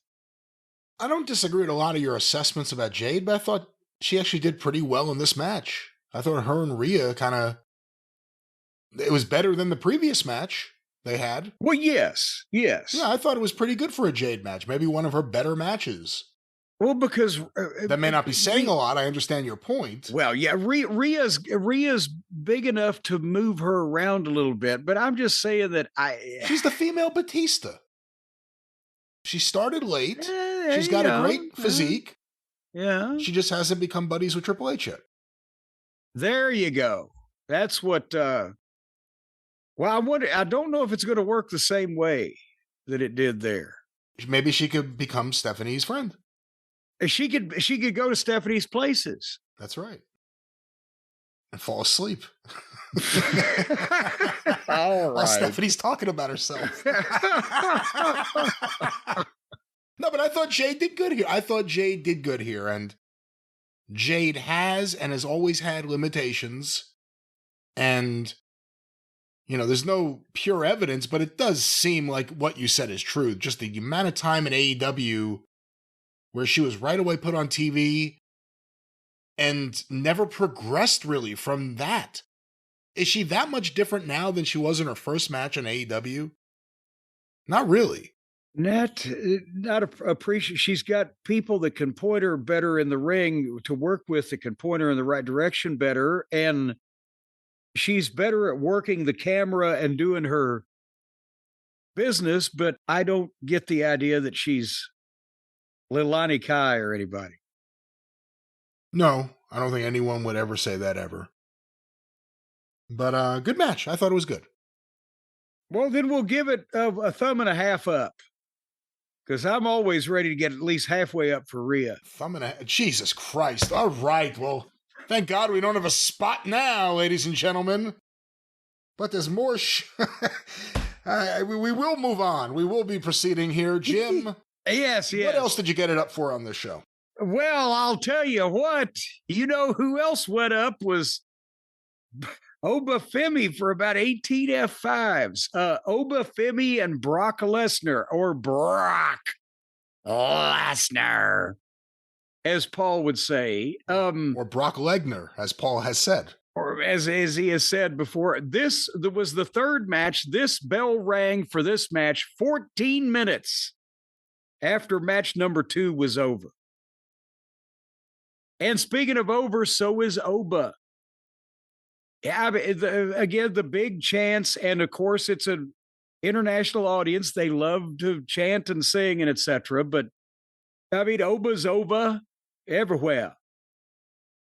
But Brock jump-started it at the bell and hit it F5, F5, F5, F5, cover, 1, 2, kick out. Well, they've certainly made a statement there. And this is kind of like, and Brock's match has got down to where it works for Brock. And this is something, it's hard to explain, but when you've got an attraction like Brock or somebody that has a unique style, it doesn't matter whether they go short or long. It matters the intensity. And remember the famous story about Watts firing Ernie Ladd as Booker because he tried to make JYD go 20 minutes to a draw, and no. There's certain, so this big impact, short, high explosive match for Brock because of his personality and everything works. But at the same point, at some level, it becomes predictable. Do you see what I'm saying? I see what you are saying. Yeah. You know what I mean, Brian? I know what you mean. I knew they couldn't just work a match. It had to be something. And this was a Heyman special. It still was a little weird. I don't know. It was a little weird seeing Oba Femi lose this match. And again, he kicked out after however many and then did it again. And Brock's the best seller in the business. Everything. His facial expressions. Oh, yeah. Every bump he takes over the top rope to the floor. It looks like he's going to just roll down a hill like a boulder. Just flying over the top rope. But it was, it was a little weird. That's what I say. That's I don't mind the short, explosive matches from Brock, and it like the Sheik. Remember one time they said the Sheik went to a 60-minute draw with Bobo Brazil for the U.S. title in the Cobo Arena, and I can't imagine.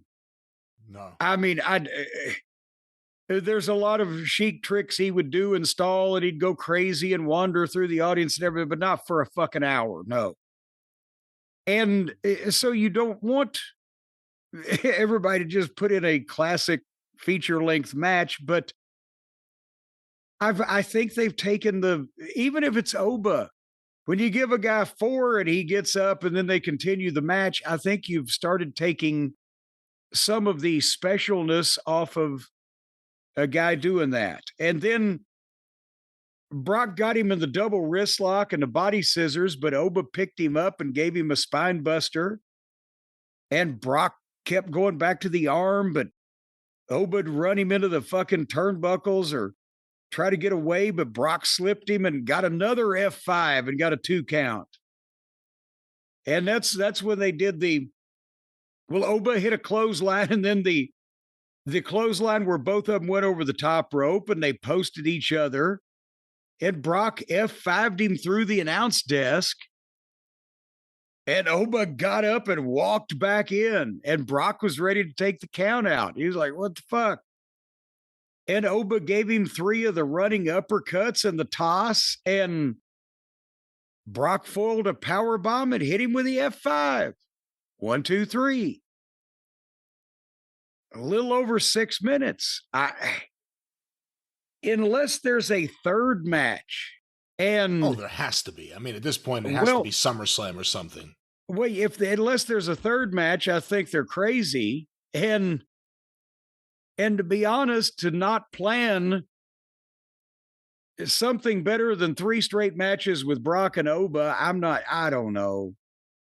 But what are we going to see that we haven't seen now twice?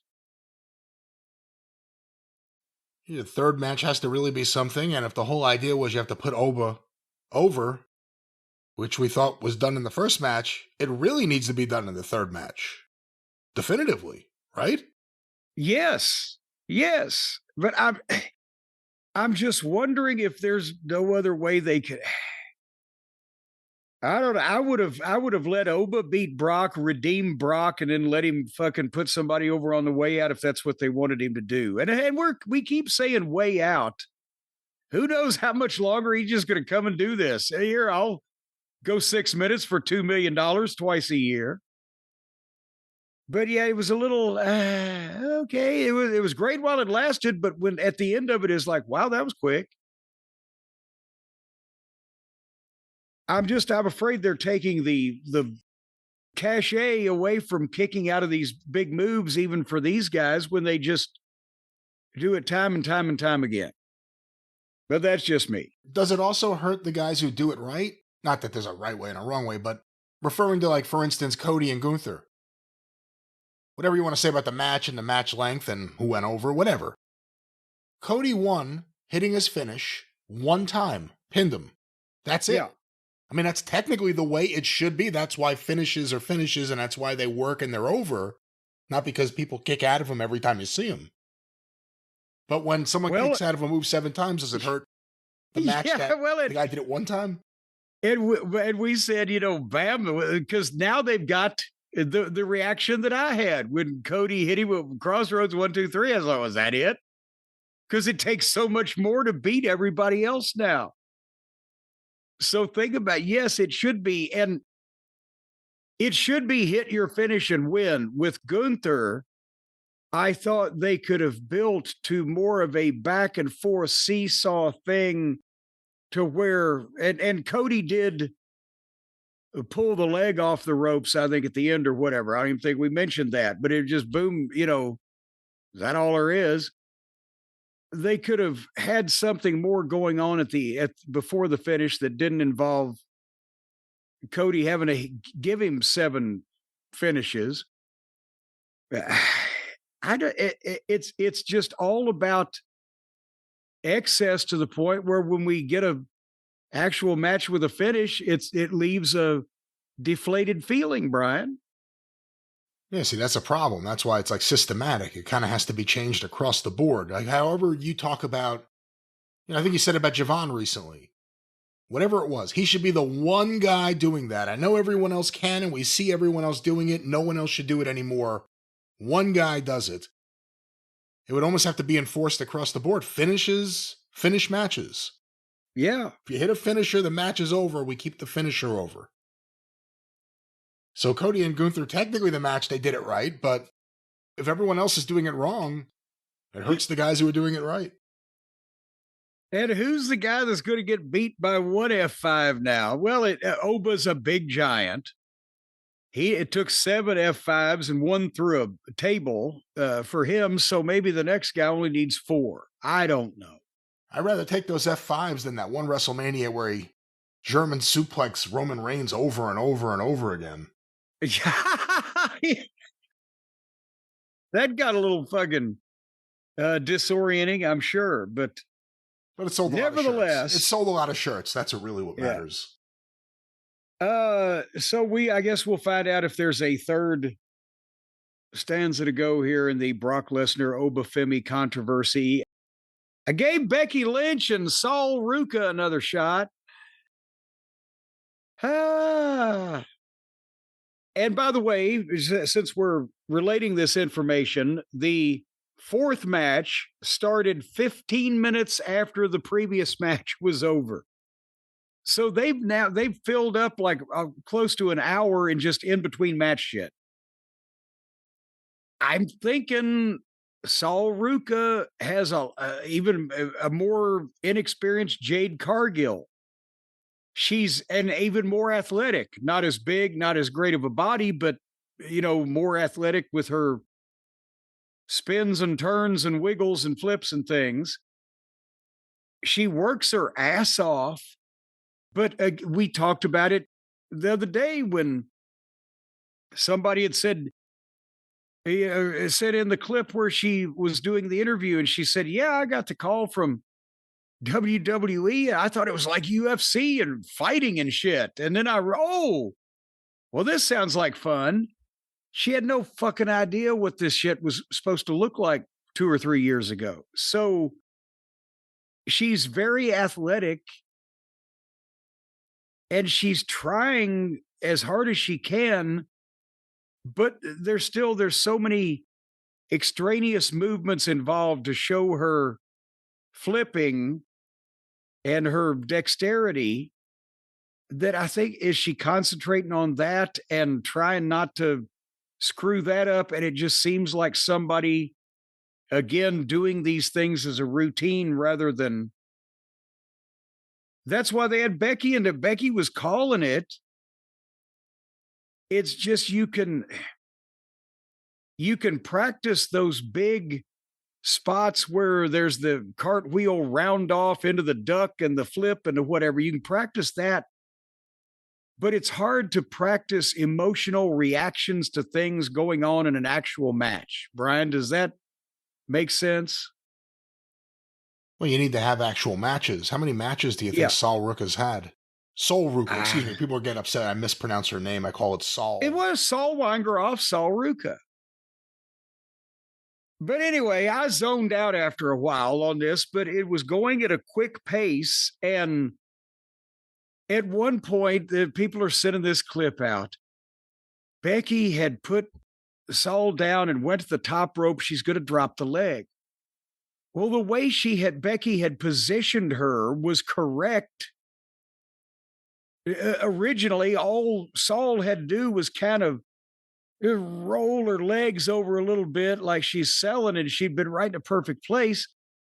But as Becky is climbing the ropes, she started putting her legs to the other direction, like changing her instead of head to leg, left to right. It was leg to head, left to right, whatever the fuck. You see what I'm saying? She's turning around. And now her legs are facing Becky, and Becky's trying to other way, because she's trying to drop the leg. So then Sol thinks she means completely the other, and goes that other way. And then she has to go back. And the camera was positioned only on Becky, so it looked like that Becky was just trying to stand there forever, but there was a fan cam, cell phone video, whatever, that they put out of Sol squirming around because Becky was up there going, other way, and you could hear it. And people were saying, well, that's unprofessional of Becky. No, it's the opposite. It's unfortunately, when you're in there with somebody so green, they don't know which way to turn to get a leg dropped on them, that she was being kind, but instead of just coming off and killing this girl. Because you can't just pick which leg you drop. If you drop a leg, chances are you're dropping the right leg. Maybe sometimes somebody might drop a left leg, but even Bobby Eaton couldn't just decide on the sperm of the moment which leg to fucking drop. It's the way you do something. And if somebody's turned the other way, you're going to land on them and kill them.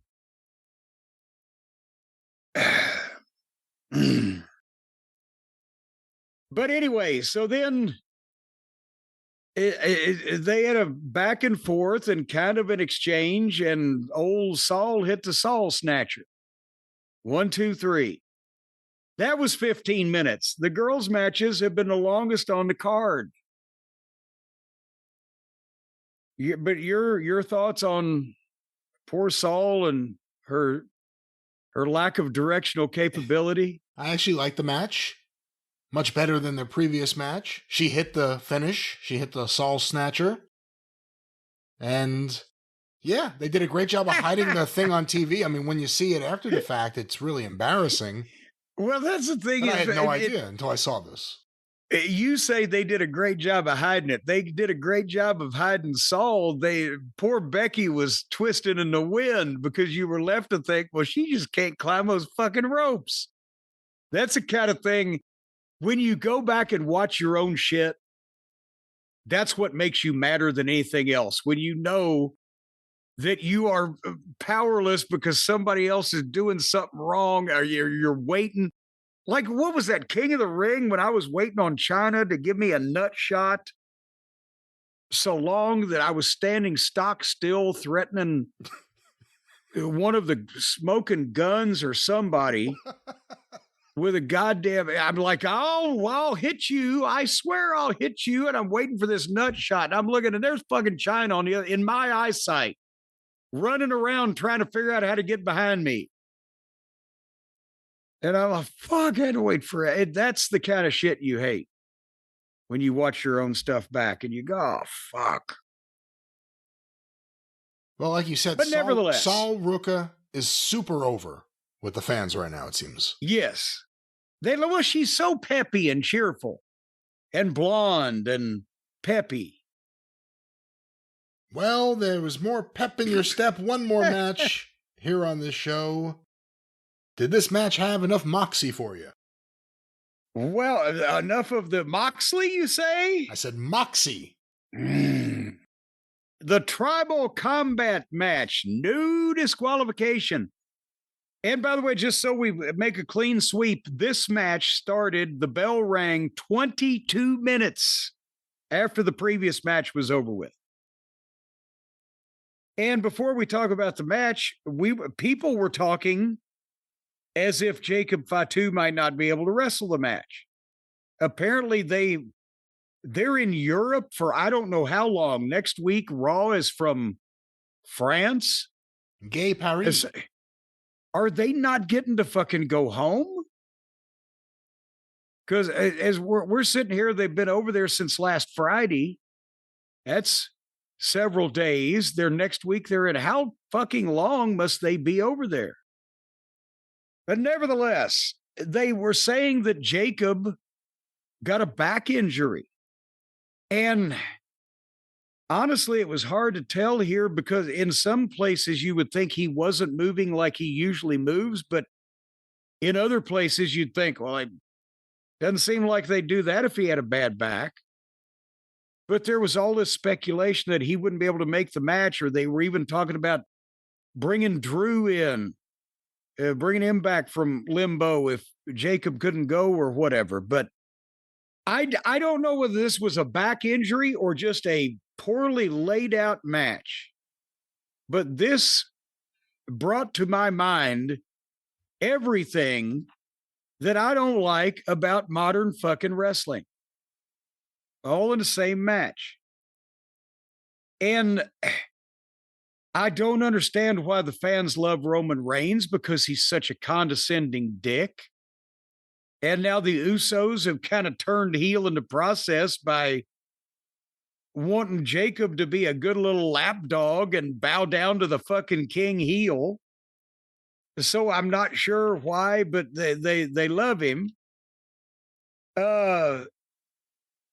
They fought all over the arena, in the bleachers, in the fake walk fighting that I talked about before, where at one point, Jacob ran Roman Reigns' head into a chair, and he stood up, and stood up and pulled his pants up and just kept walking. It's just, they pulled out a Slim Jim table. I hate the Slim Jim table. The fact that the tables that the people break are sponsored. They're doing stunts with the chairs or the whatever where they'll do a big move and then there'll be a long sell where nothing will happen. As I mentioned earlier in the program, but I'm not a fan of. Then they'll fight on the floor at a slow pace. And then the gimmicks, it just... they're not dressed for tribal combat. And I know I always say it's ridiculous when they dress the ring up like these fucking balloons and all the bullshit. But if they're going to have a tribal combat, have some old Samoan guy out there put the fucking leather strap around each of their wrists and give them a torch or whatever the fuck. This was a indie fucking wrestling match with big names. The toolbox that's spotless and has no dents or scratches. And he hits Fatu in the hand with the toolbox so he can't work the Tongan death grip. But then the heat with Roman Reigns' matches is at a glacial pace, almost non-existent movement. And then they'll go through the barricade. And then he'll throw him back in the ring and spear him again. How does the spear in the ring follow up the spear through the barricade? Obviously, yes, Jim. Well, he can't win on the floor. He has to pin him in the ring. My problem is, how the fuck can he get up from the goddamn spear through the barricade, but he can't get up from the spear in the ring? But nevertheless, they get a 2 count, and then I timed this. Nobody touched for 1 minute. Roman trash talked and ripped off the turnbuckle pads for another 1 minute. And then Jacob got the grip, but his hand was bad, so he couldn't hold it. And then he again, I wrote they have a 15-second exchange and do nothing for 1 minute. Am I over analyzing this, or am I magnifying this? Oh, no. Or did you start noticing this? No, I certainly noticed it. It's the pace of Roman Reigns matches, but also I liked every match on this show up to this point. Even the women's matches that you didn't like. I liked everything. I'm having a great time from the Lucha show to here. I'm thinking, what a great weekend of wrestling. I like some of the things on the AEW show last week. I'm like, man, what a great week of wrestling. I hated this main event. And then Jacob Fatu, of all people, is in a boring match. I hated this main event, and I don't think Jacob Fatu is the problem. I think it's Roman Reigns, who's the most over guy there, but his matches suck. Even that Jacob is in one, they've managed to figure out a way to make this fucker boring, which we'll get to further in a minute. But also the thing you said earlier drove me crazy when he got hit, just turned around, pulled up his pants, and walked. I'm like, oh, yeah. What is that? Amateur hour. And then the finish again, Roman had pulled the turnbuckle pads off. He ran Jacob's head into the bare buckle a bunch of times, speared him through a table, then hit him with another spear. 1, 2, 3. And I wrote, kind of bullshit.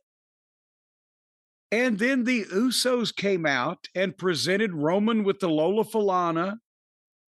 And the announcers, who was it that said something like the Samoan werewolf has been neutered? Jesus Christ. And the announcers were building that tomorrow Jacob will have to pay homage to Roman Reigns. And Jacob, they had him right there, and I don't know if he's there no more. Are they trying to course correct by bringing him all the way down before they try to send him all the way back up? We'll talk about Raw shortly, but you would have to think that's part of the equation. You say course correct. You said it early on that he should have been in the role of Solo, and he wasn't, and Solo ended up being really successful in that role, more successful than he is now. It's easy to forget how over they got Solo. Yeah. Because of the way he is now. And he ended up being a part of the post-match briefly. I'm sure you saw that. Yeah. And then, if by the way, just to make a comment without trying to interrupt you, if Jacob had been Solo all along, they could have drawn some money turning Jacob Solo on Roman. Not like the thing where we saw Roman and Solo and it's like, But now you're going to have Jacob as the crazy subservient cousin to Roman, and at the same time having issues with at least Jey Uso, but maybe the Usos. Maybe some of that stuff will be good, the Usos and him, but I'm not looking, maybe I'm a little burned out on Roman Reigns. And, someone pointed out the other day, and I was like, wow, like this bloodline thing has now been going on longer than the NWO, which is kind of crazy to think about it, because by the end of the NWO, I was really sick of the NWO. I think somebody said it had been going on longer than the Korean War. Maybe so. But that's the thing is now, if that's what they're trying to do, and when we talk about Raw, which we will in a second, but they took Jacob. He was a wild man. That's what got him over. He was different, and he uncorked that shit. You're like, wow, look at this guy. Look like that, do that stuff and talks like that. This is the real deal. And then because he got popular, they cleaned him up. Remember, became the do the right thing version of the original Fatu. And then it was stuck with Solo for a while, and that wasn't good for anybody's health. And now the people still wanted to see him and Roman, but even if Fatu is doing this because he's a man of his word, he's back as a stooge in the group. Well, this will be building up to something, that's for sure. And obviously we'll have now Bloodline versus Bloodline again briefly, because they have to get past Solo and his group. They referred to them. Roman Reigns told them, well, let's take care of these guys next. And then eventually Jacob will have to turn babyface, hard babyface again. But underwhelming main event. Roman Reigns is so super over, especially over in Europe. But I am tremendously bored with him. I'm bored with his matches, the talking interludes in the middle of matches. I just wish somebody could get him one of those hover rounds to get him to the ring quicker. I don't know if that'll happen, but that was the Clash in Italy. And of course, Jim, a lot of wrestlers over in Europe may be having to deal with powering up all their devices. They are away from home. They are on the road. They all have iPhones, and they all want to share their thoughts on Twitter. But they need to power those phones and those devices, and we have friends who can help them with that. Well, I'll tell you what, while they're over there in the wilds of Europe and things like that, all the electricity is screwy over there. Do you know they have people in tuxedos and tails actually bring the electricity to your hotel room on a silver platter? I don't know if that's It's amazing the European customs that they still have over there. You don't want to wait for room service to charge up the Diddlator Mach 3 if things are going on.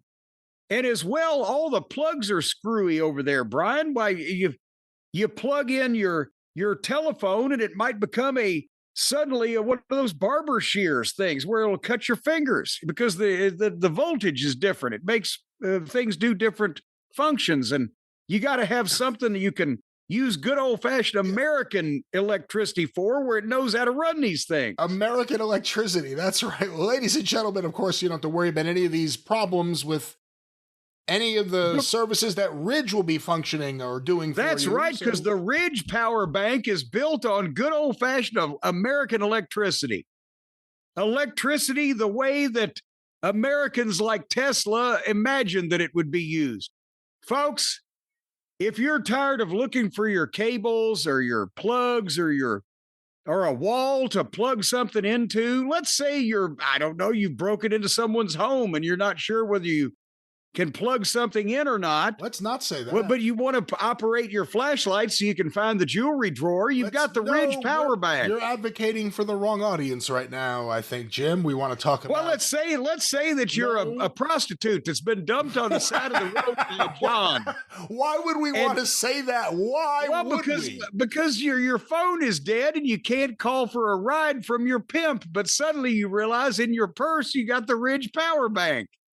And you just plug it right in, because the Ridge power bank, folks, has enough power for 3 full phone charges, and you could have that right in your pocket or your whore's purse, because it's got 20 watts of power. So it'll power phones, Kindles, headphones, watches, and some small children. Small radio stations.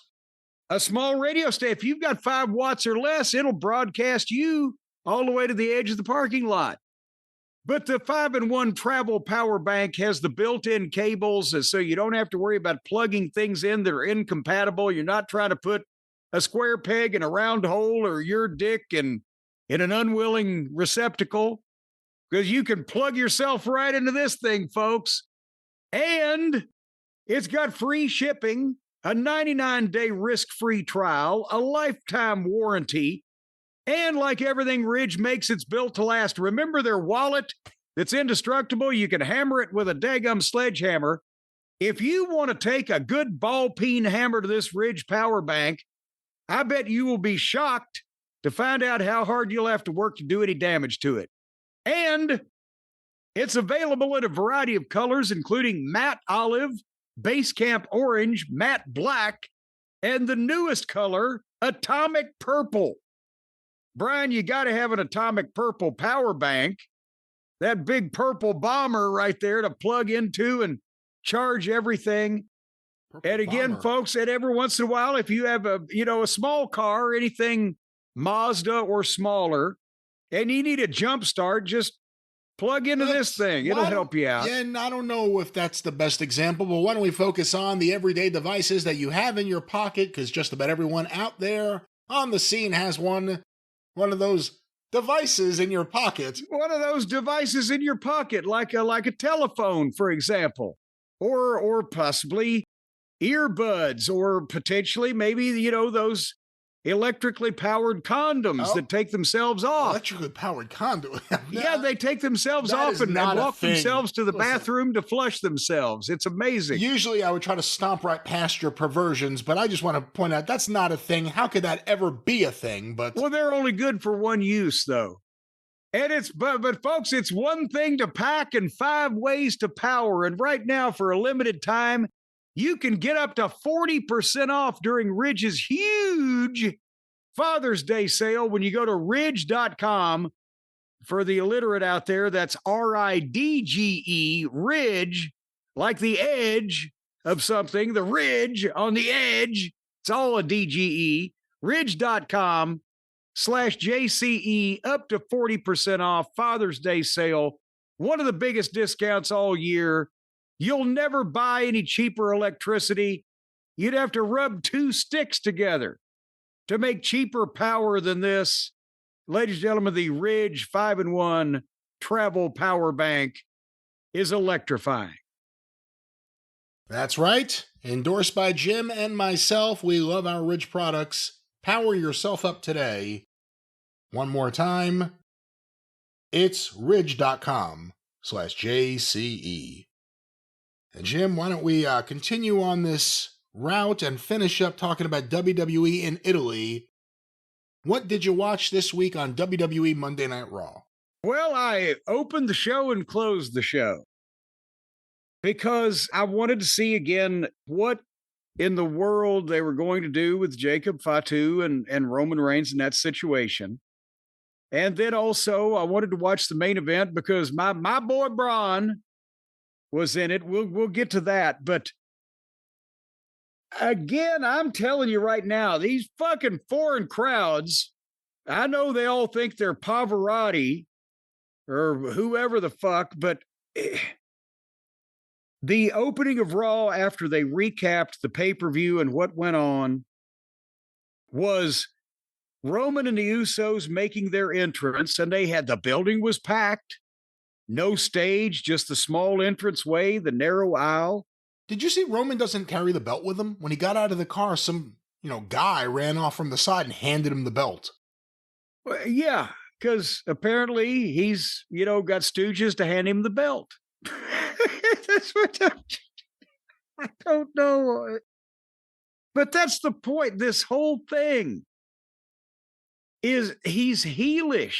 They're not heelish. They're the heels. Him and the Usos, the way they have interacted with Jacob Fatu, they're the heels. But when he comes to the ring, between the walking and the chanting and the singing, and then him milking the chanting and the singing. Brian, do you know how long it took from the time they started their entrance until he spoke his first word? How long was it? Take a guess. 6 minutes. 7.5 minutes. And it may be fun for the arena, but it's getting old to watch it on television. And then he did the acknowledge me, and they got more chants out of it. So it was really 8.5 minutes till he started the promo, except then they started chanting a little bit more, and then Jay took the microphone. And all Jay said was, you see, Roman, the first day on the job, and Jacob's already late. And then they turned and watched the entranceway for Jacob's music. And he made his entrance. And he was dressed like a mechanic. It looked like Colt Cabana when he wore the fucking oil change overalls with his name and pro wrestler on the fucking thing. And by the time that Jacob got to the ring and they did some more singing and chanting, 11.5 minutes after the start of the first entrance, they finally started speaking to each other. And and then the story. Roman and Jay both told Jacob, you know what time it is. You know what's going on. You got to do this now. And Jacob even went up to Jay and like he was pissed at Jay, and Roman had to say, I'm over here now. And then Jacob cut the promo. I knew what I was getting into. I knew what would happen if I lost, but I've been taking L's all my life. Taking L's brought me here. That's a funny way to back into a goddamn. And so that's why I wrote, are they trying to make the Samoan werewolf a sympathetic underdog here? And then Jacob admitted to Roman that he beat him in front of the world and in front of his children. He said, I lost to my tribal chief, but I didn't lose to your punk ass, Jay. But Roman, I acknowledge you. And then he took a knee in front of Roman and reached up to him. And the crowd was chanting, OTC, OTC. And when Roman took his hand and shook Jacob's hand and pulled him up, they cheered. They cheered the baby face admitting that the fucking heel was a better guy and joining the people that have been wanting him to be under their thumb. I don't understand. And then Roman said, Jacob, you don't understand this all now, but I love you, this condescending motherfucker. And they all raised the one finger, including Jacob. In 18 minutes, 11.5 of which was people walking to the fucking ring. There's a plane going overhead, but let me just say, Roman, again, super over. These fans were not just singing, they were jumping and dancing. But then again, they also did the exact same thing for Jacob and just about everyone else who they knew who was on the card. Roman, in the past, I've always, with the bloodline at its peak, I thought he was so good in that role. Yes. I don't buy him in it anymore. It's kind of like, this isn't the best example. I'm trying to think of a better one. Like season 1 Happy Days, Fonzie, you kind of bought. Towards the end, when Henry Winkler was like 40 years old or whatever. Yeah. I don't know. Well, the thing, in the bloodline, as the heel, as the guy on top, legitimately that everything was focused around, this whole story worked. But once they dissolved the kind of thing where everybody went their separate way and Roman is kind of taken as a baby face, and he's not the guy anymore. He can't really say he's the guy. He wants to maybe be the guy again. But just them going, and I know Jay had a shelf life as the Yeet guy, and Jimmy was, poor Jimmy. Get them back together as heels. I understand it. I don't.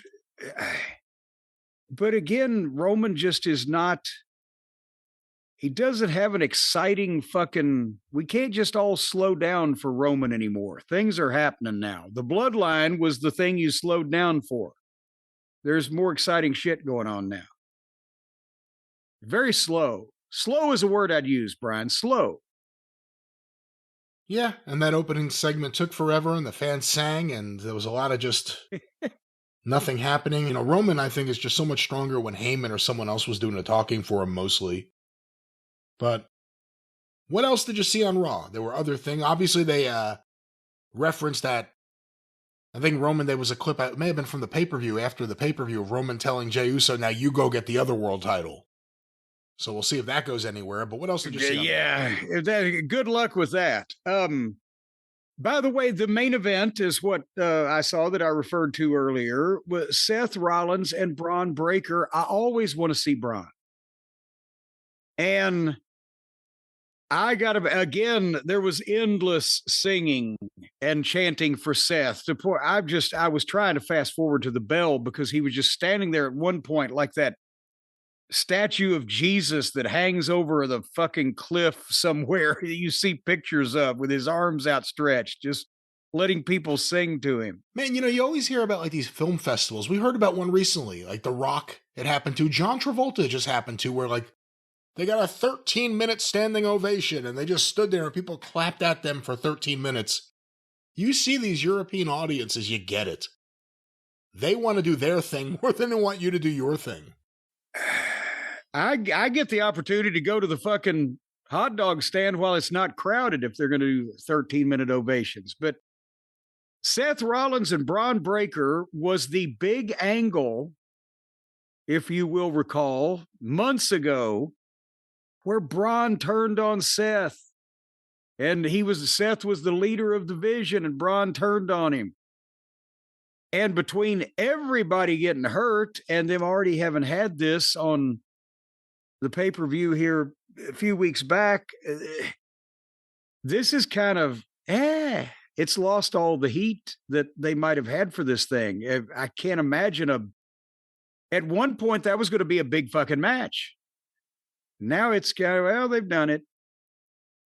I think, besides that this was a WWE television match, so they went a minute at the start and then Braun threw Seth over the barricade into what obviously were hopefully fake planted fans. If they weren't, then they're independently wealthy now, because he threw Seth into their fucking laps and everybody took bumps and went down. But the announcers didn't just, Seth over the barricade. Not, oh my God, Seth has hurt those innocent fans. Why have plants to take bumps if the announcers don't even, what would happen? And I'm sure it does, and it has, in a football game when somebody on the sidelines gets wiped out. Do the announcers just say, looks like third down? Or do they go, oh my God, that poor photographer? They would reference the photographer that went down. They wouldn't ignore it. Anyway, they had 2 commercial breaks in this. So the bell between, let's see, what was the total time? I don't even think I wrote down the total time, but there was basically in 20 minutes with 2 commercial breaks totaling 5 minutes, they had this match. And I think the idea is that Seth is too modern of a style for me. I want to see Braun against a more, I don't want to say better, but more traditional pro wrestling worker, because he can do it. Seth is going to do all this goddamn repeated dives and the superplex into the Falcon Arrow and all this other shit. I'm not liking their fucking match. Braun was better here with the Breakensteiner because when he went up, he stayed more upright and he waited a beat. And that gives the person orientation. And that's what we said a few weeks ago he needs to do. Just go more upright. Don't lean back before the fucking legs go up, and slow that rotation down. That's what he did. But This was, again, it's a modern style match that Seth likes to have. Sometimes they work, sometimes they don't. Seth hit him with a power bomb and got a 2 count. And then both of them just rolled to the floor, and Seth spent time setting up the stairs. But then he picked Braun up on his shoulders and was walking up the stairs. To do what? I have no fucking idea, because he had moved the stairs away from the ring. But Braun slipped out and ran Seth into the post. Conveniently, Seth was near the post. That's what I'm saying. They just set shit up to whatever. And then Braun went to the top, but Seth caught him with the superplex and then rolled through, and they both tried the Falcon Arrow. And you're killing your superplex.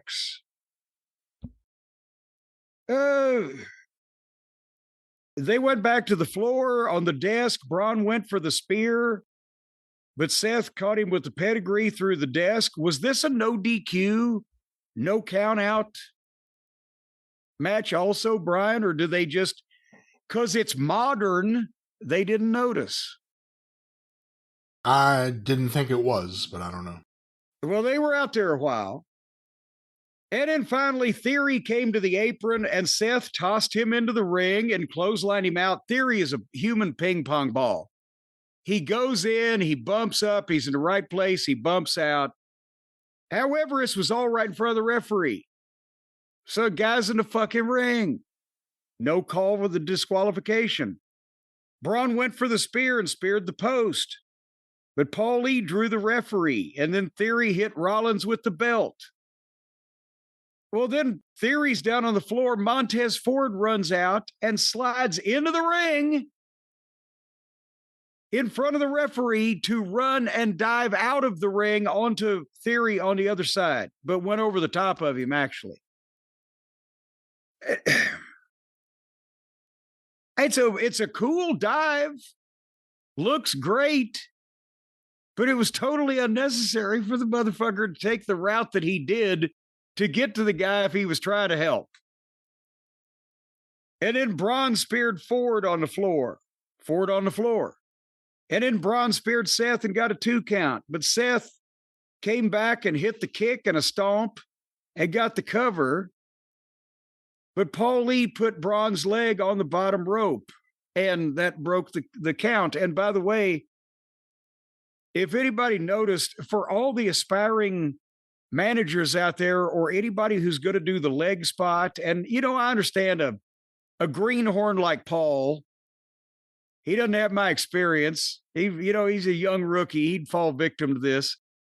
Did you notice he reached under the bottom rope and grabbed the leg, Brian, and tried to put it on the rope, but the toe got stuck on the rope, so he had to point to the referee when Braun's leg was sticking underneath the rope. Braun was holding it up so it would touch the bottom rope. Yeah. How could you miss that? You have to reach over the rope. I learned this in a small town in Tennessee back in 1983. If you reach under the rope and try to put your guy's foot or leg on the bottom rope to break the count, you're going to most of the time fuck up because you're trying to push it up, but there's a toe or a boot, and depending on how it's going, it can catch the rope, and then you got to reach under and blah, blah, blah. If you reach over the bottom rope and grab the fucking ankle, then you've got it every time. But nevertheless, so then Seth came after Paul, but they had to milk.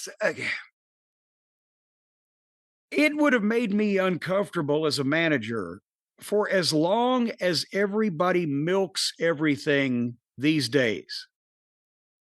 Because I understand that you're not supposed to outrun the babyface when he's chasing you, and you're supposed to be backing up to put him in position. But it takes so long now that I would be uncomfortable. I would be like, obviously, everybody knows I could get away if I wanted to.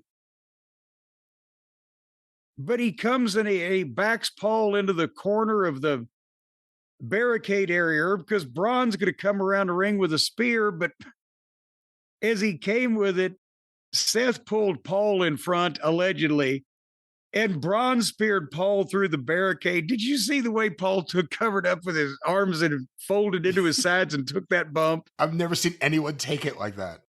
No, because he was like, oh God, I want it to be over. What? And I'm not revealing anything that any trained eye couldn't see. Braun, and Paul didn't turn to take the spear like in his stomach. Paul just put his arms in, closed his eyes as he usually did when everything physical was going to happen.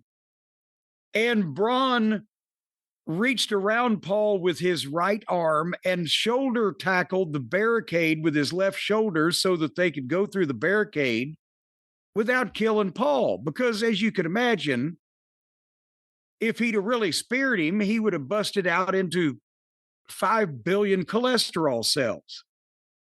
But it's just funny me watching Paul try to take bumps now because nothing has changed in 40 years. He was always scared of it. But they go sideways through the deal. And then Braun is shocked, but he gets back in the ring and goes to spear Seth while everybody else, including the referees, pay attention to Paul's dead body. Seth has got the tag team belt and is holding it in front of his stomach. When Braun runs for the spear, he ran head first into the belt, knocked his own self out. Seth hit the stomp 1, 2, 3. The finish was kind of exciting, but the match, just wasn't a fan. And now there's footage wandering around on Twitter of Braun in the hotel room, probably after this match or sometime recently, not in the hotel room, hotel lobby. If there was footage circulating of him in the hotel room, they'd probably have a meeting about it. But he's limping. So did he hurt himself now sometime in here at some point? I don't know. But I don't know that this was a main event that was worth the time that it took to fast forward through the rest of Raw.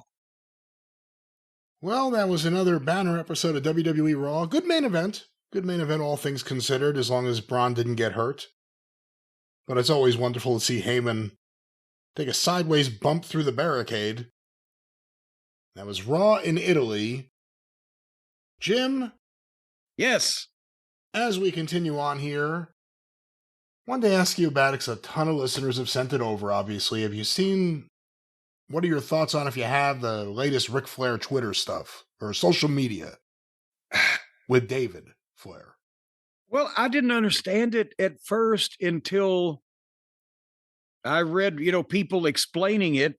He tweeted something there was a logo of a company that titled Green Flair, and he was tweeting that, copyright infringement, I own my trademarks, and something about your wife runs your life. I had no idea he was talking about his son, David. I have a few things here. I think they're in order, because several of his messages were deleted after the fact. But again, as it was happening live on social media in front of the world, people were sending it over. This one was a message on Facebook. Unfortunately, there is someone I'm very familiar with using my own trademark, Flair. I would like anyone who is using my trademarks, which are impossible to own, and I own mine, to know that I'm well represented by a reputable $1,000 per hour attorney that makes a living suing people that abuse my trademark. But it's so great. It's like a promo. I got my $1,000 an hour lawyer right here, baby. You know who I'm talking about. I hope you clear this up by Monday. And if we can't resolve this issue, read the penalties. And then he screenshotted penalties for brand and trademark infringement include court-ordered injunctions to stop using the mark, destruction of infringing goods, and significant financial restitution. And it goes on a little bit from there. So when that first came out, no one knew exactly who he was talking about. It was posted in the Cult of Cornette Facebook group by I may get this wrong, Teodor Stanimirov. Oh boy. one of our international members of the cult of Cornette, and he wrote. You think? I thought he's from Euclid, Ohio. And he wrote on today's episode of Reasons to Take Ric's Internet Access Away. And then that was followed up by one where he had an image of himself in a robe, and next to that, a picture of seemingly David Flair and I'm assuming his wife. They're kind of hugging and looking towards the camera. I'm obviously not suing my son. Just reminding him that you can't have the best of both worlds. Use your God-given name, Flair, which isn't worth a cup of coffee. Or your wife's name, who has had 3 generations of success. Also, please don't sell my robes that I let you use during your career, as you have already sold one. You're 47 years old. Now stand on your own 2 feet, please. What? He's got his own fucking business there. What is he? Also, can I borrow $5,000? Oh, come on now. But that was message 2, and that's where it kind of came out, I believe, that it was David that was the target of this ire, and that left a lot of people questioning things. David Flair has kind of not been around wrestling, to the best of my knowledge, in a very long time. No, that's the thing. Green Flair is apparently, he still lives in the Carolinas around Charlotte. He's got a recycling company there that recycles something of some description. And apparently it's been there for a while. It's not like he just started this business yesterday and Rick found out about it today. This is an established business he has had for a while, I believe. And then the final message I have here, again, some were deleted. It's a picture of Rick smiling, just posing outside of an emergency room. Sorry, I shouldn't laugh at that, but who doesn't?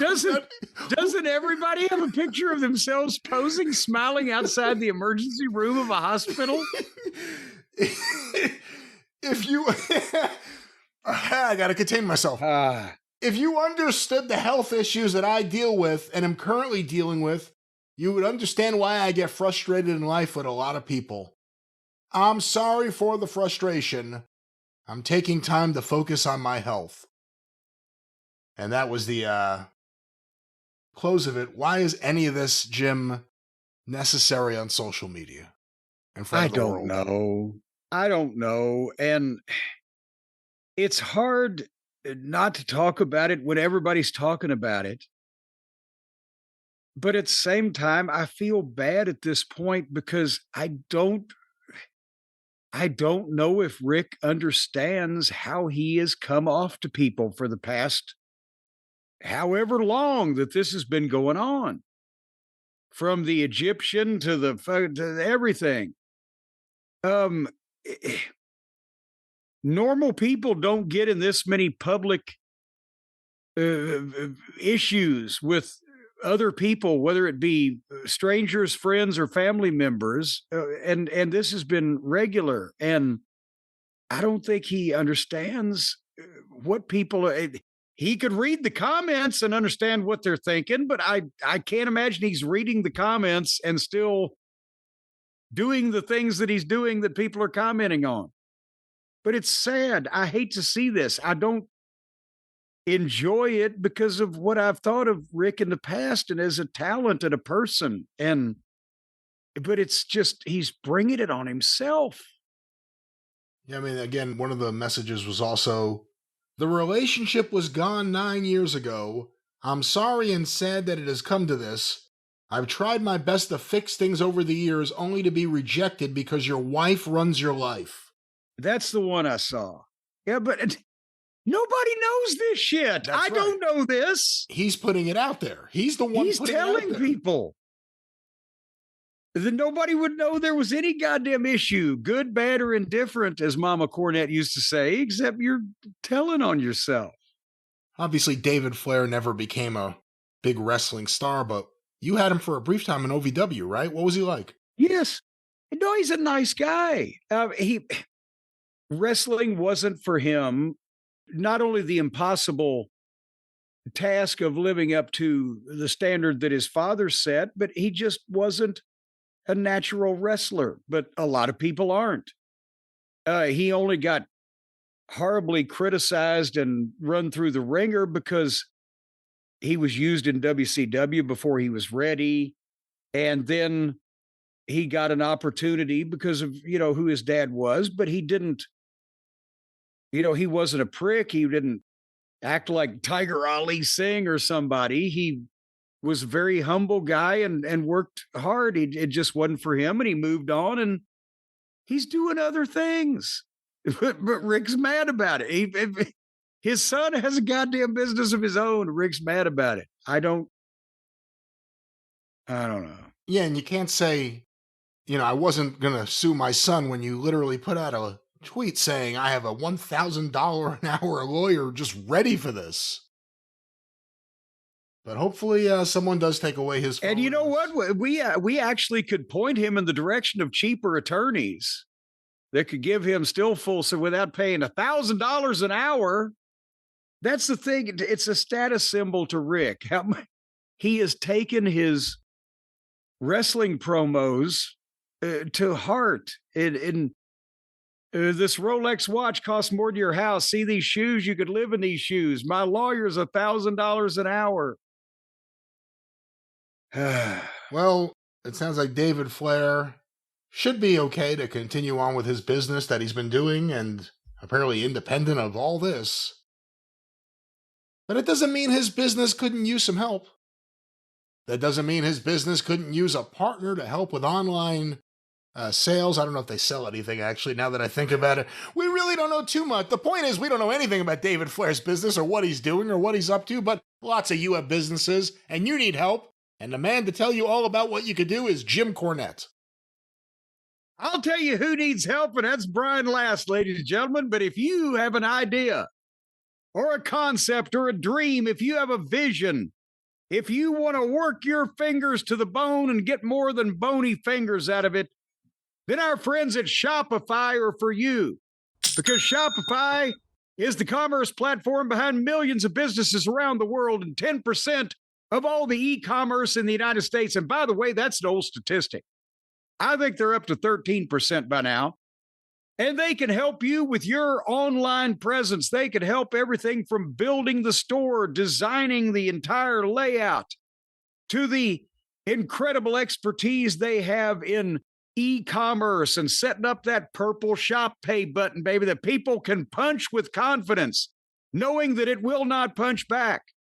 And they can get the word out for the marketing and the email and social media campaigns that will plaster your company, your product, your business, or even your name all over the country, all over the world, on the sides of buildings, written on the walls of toilet stalls. You will be, and there's often great poetry written on the walls of toilet stalls. That's not and pool halls. That's not anything that Shopify has. That's not anything that Shopify has anything to do with. If you've got the balls. And Shopify also. The words of the prophets are written on the subway walls and tenement halls and pool halls. If you've got the balls, come with me. I'll show y'alls. You can tackle all the important tasks in running your business in one place with our friends at Shopify. They're the industry's best business partner. They can take your small little business and they can inseminate it and they can water it and they can flourish it and grow it into a giant megalithic conglomeration. And then you'll be one of the billionaires that take over the world and enslave all of us, and we'll be doing your bidding. All because you heard that little kid and his bell ringing on his bicycle that signified that Shopify was about to run you down. Once again, it's important to note, results are not guaranteed. Results are not guaranteed. You might not be able to take over the whole world. You might only be able to take over a small island somewhere, or possibly a province in Canada they're not really using heavily. Saipan. But regardless, Saipan. They're not really doing much with Saipan these days since the electricity's been off. So if you go to Shopify.com right now, you can take over Saipan. Go to Shopify.com/JCE, and you're going to get a $1 a month trial period where they will show you how you can't do without them. And then once you're in their clutches, you'll never break free, my little pretties. You will So- enjoy working with them, is what Jim is trying to say there in his own funny That's way. what the Stockholm Syndrome has proven. Go to your computers right now and fire them up and go to shopify.com/JCE for that $1 a month trial period. You'll get your little purple button. You'll get your little man in the boat. You'll get all the things you need to twiddle with to make yourself a success. Shopify.com/JCE. That's right, Jim, and we shall return right after a short word about this.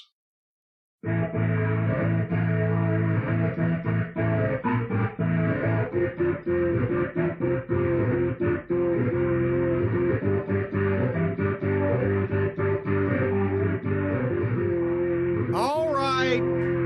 All right, one of them sounded good today. One of them, 1 for 3, but here we are at the end of the show. That's, of course, Jim's favorite tune of the many tunes that we play here on the show. Jim, as we begin to wind down, we have a few questions. We got a few topics here. But I wanted to talk to you about something that obviously caused the listeners who saw it to send in questions about. It was all over Twitter.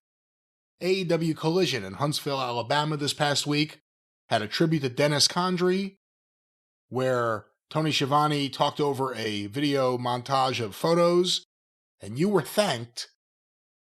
Let's talk about AEW Collision.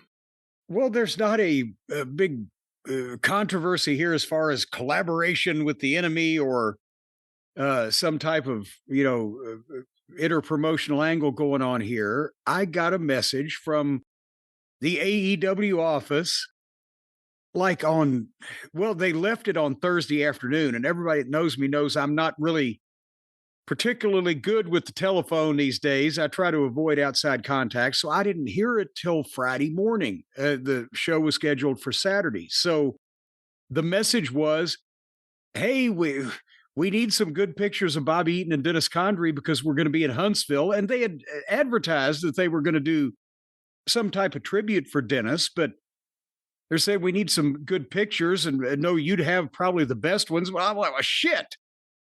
At 24 hours notice, also, I've got every kind of picture in the world of Bobby Eaton and Dennis Condrey and could have gone through their entire career year by year. But how do I have these things scanned in some high-res capability and get them to where they need to be on the air in that length of time? I couldn't, because I don't know how to do these things. But I was able to call Hotchkiss, and he had a variety of the pictures that we'd used for the souvenir book that went along with the Midnight Express action figures, and is still available at JimCornette.com, by the way, with the Midnight 4-pack.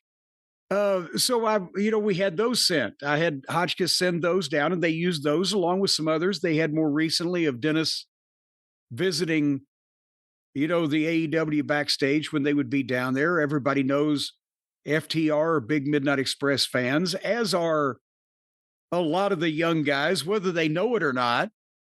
They do the Midnight Express stuff. They might not know where it came from.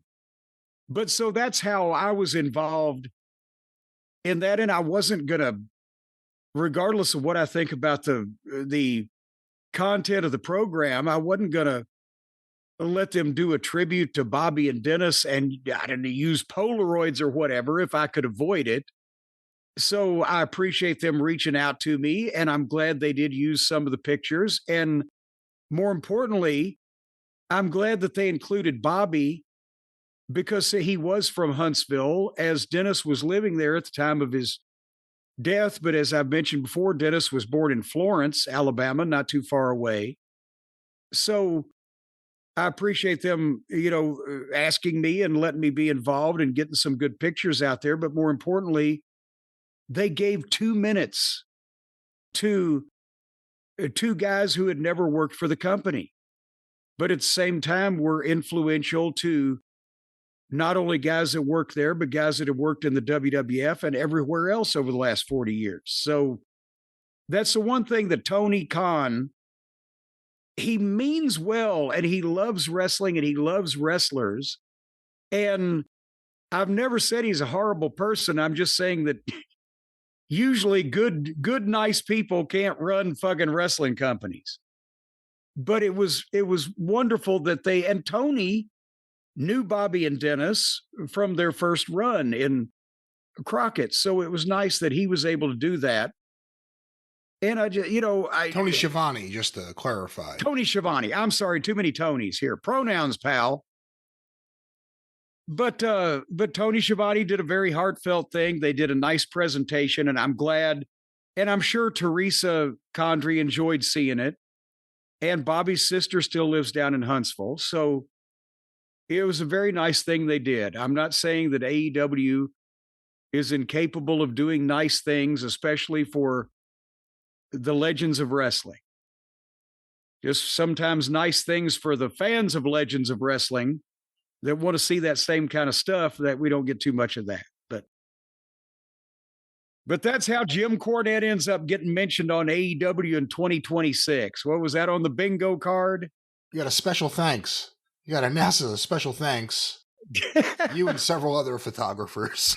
I think it's somebody, they had Mary Kate's name wrong, somebody said. Oh, I heard they said George Napolitano too. I didn't hear. I think they said in Mary Kay or something like that, but nevertheless. I had it on the monitor, on the small monitor here in the office, just to keep an eye on Collision to see. I didn't know what they were going to do, when they were going to do it, and I missed the beginning of it. I went back and watched it after the fact. But they had like Midnight Express music and a bunch of these photos where, because you're the manager, you're kind of in the middle. I almost thought you died.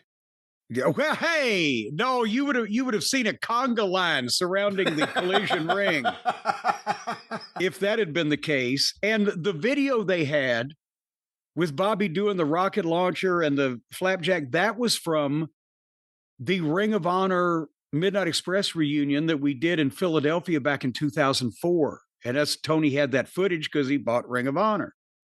So that's why the action footage was, they're like, why are they dressed their street clothes? It was an impromptu angle that we did. They didn't actually have a match that night. And I guess, fuck, when you think about it, well, who owns the Mid-South footage yet? Did they finally got that from Watts' wife, didn't they? WWE owns what Bill Watts' wife got from Bill in the divorce. But I actually think there is a question over what's public domain and what isn't, but they certainly have the master tapes. And they bought World Class from Kevin, the Von Erichs, and they've got the WCW stuff. So they do have, the WWE has, except for the things that I released back some time ago that fell between the cracks. Oh, they just put one of those on one of their videos. I just saw the other day they did like a big compilation of, I forget what it was, but it was one of the, it was, I think, maybe John Studd versus Andre from the Mid-Atlantic tapes, right? You had a John Studd Andre match, right? Oh, I thought you were talking about the stuff I did for the Midnight Express. I had matches that appeared on Japanese television, and I had camcorder stuff from Philadelphia and from a few other places that friends of mine had shot. But you're talking about the Mid-Atlantic films, and yeah. Damn their eyes, they could have had the originals if they'd bothered to talk turkey. Well, thank God they didn't get them. Let's just say that. But a nice tribute, like you said. You could say whatever you want about Tony Khan's preferences in wrestling or his booking style, or every now and then how he freezes out someone. His heart's in the right place. But he certainly loves wrestling, and he's a nice guy, and his heart's in the right place. Absolutely. Jim, let's get some questions here. Several people sent this over. I have one here was posted from Rob Barnetta in the official Cult of Cornette Facebook group. I guess there was some sort of poll that was done about who is the greatest professional wrestler of all time. And someone posted, great showing for Randy Savage. I had him at 14th. Sort of the perfect American wrestler. And what people wanted your opinion about was Dave Meltzer's response here. He's an interesting case. high-end Randy Savage was like an Osprey-level talent and years ahead of his time. He has to goddamn slander people when he's trying to put them over by comparing them to someone who couldn't fucking hold their side of the jockstrap up. Well, he may in not, any case, go ahead. he Remember when he see that compared as- the Midnight Express to the Young Bucks? Well, that's how he does it. But let me go back. High-end Randy Savage was like an Osprey-level talent and years ahead of his time. Phenomenal. House show Randy Savage in no way would be top 300 I've seen.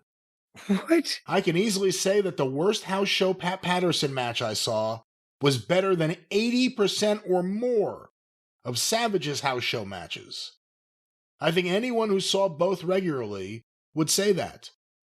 As for whether Savage should be higher or lower than Patterson, I have no idea. Both are great characters and excellent workers when they wanted to be. But that's the danger of trying to rank wrestlers while only seeing a few of their best matches and not their 4 to 6 day per week matches. Well, that's also the danger of listening to a guy who sat in the seats and watched the matches in different places at different times and then wants to compare them together.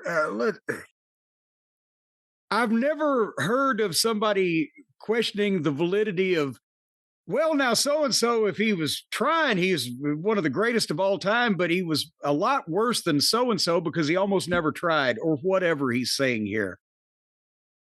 The house show matches that Dave Meltzer saw of Pat Patterson would have been in San Francisco at the Cow Palace, when that was literally the Madison Square Garden of the Northern California territory, or the Tokyo Dome of the Northern California territory. And Patterson was a main event guy. He was the guy after Stevens. He was always figured in, and that was his prime. So, of course, he's going to have a bunch of good matches. And maybe Dave saw him in Sacramento or Stockton. Those were the other big towns in that territory. And Pat was an old timer that you went out there and you had the best match you could in your regular towns, whether they drew or not, because you wanted them to draw. And in the spot shows, then you oftentimes you got by and made everybody happy. Dave watching Randy Savage would have been on WWF house shows, which were a completely different animal, because now to compare that with Patterson in San Francisco, you'd have to say, okay, I only watched Randy Savage in Madison Square Garden, or only watched Randy Savage on pay-per-view.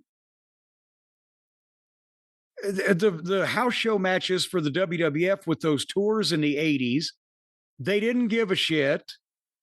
They put the time in and nobody got hurt and they got out of there. The guys were on an incredible road schedule where they were all burnt beyond belief. Hogan wasn't going to go more than fucking 8 minutes. So if Dave wants to compare Savage house show matches, then he should have been in Frankfort, Kentucky in 1981 in front of 300 people when Savage would be Savage with Ronnie Garvin, because he was young and he was fucking broke and he didn't fucking have anything to lose. How about Savage and Bobby Eaton? Or Savage and Bobby Eaton in Nashville or Chattanooga in 79.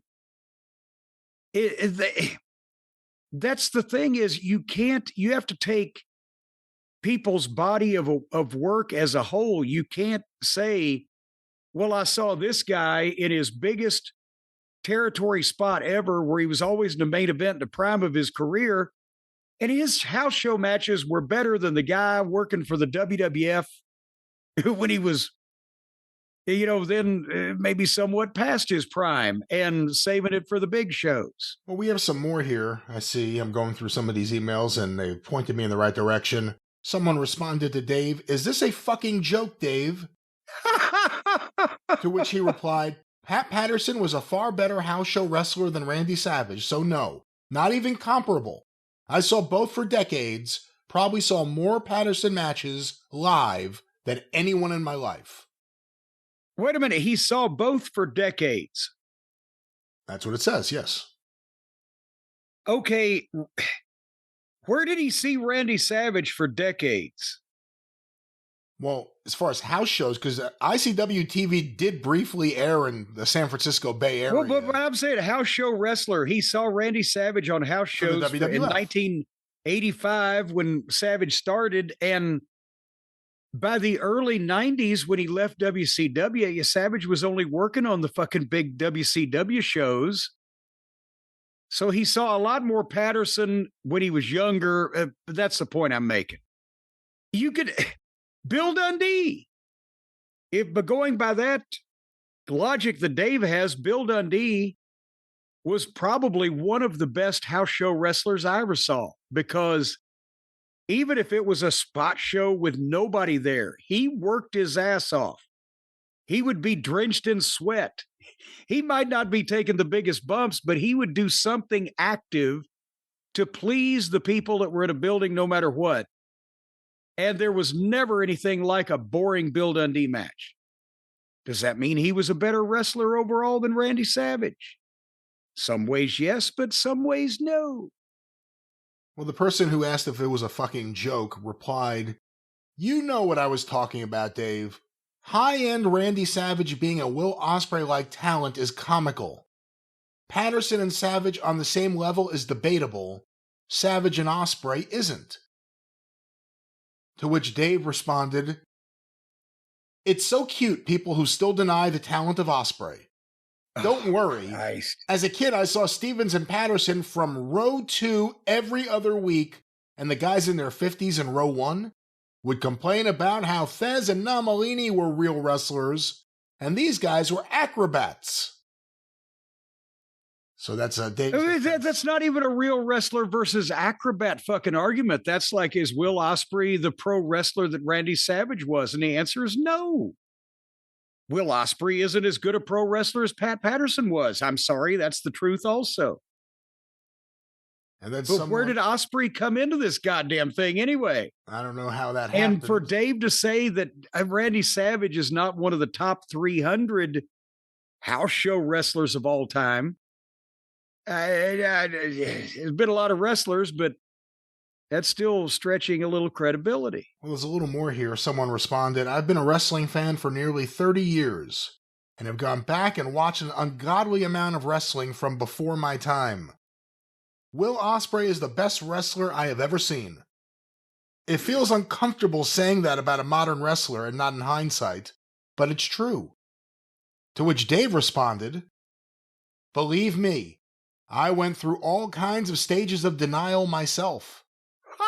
Ironically with Randy Savage, and having to admit he was more talented than Stevens or Patterson, although Patterson was the better house show wrestler easily. And Jaguar Yokota even more.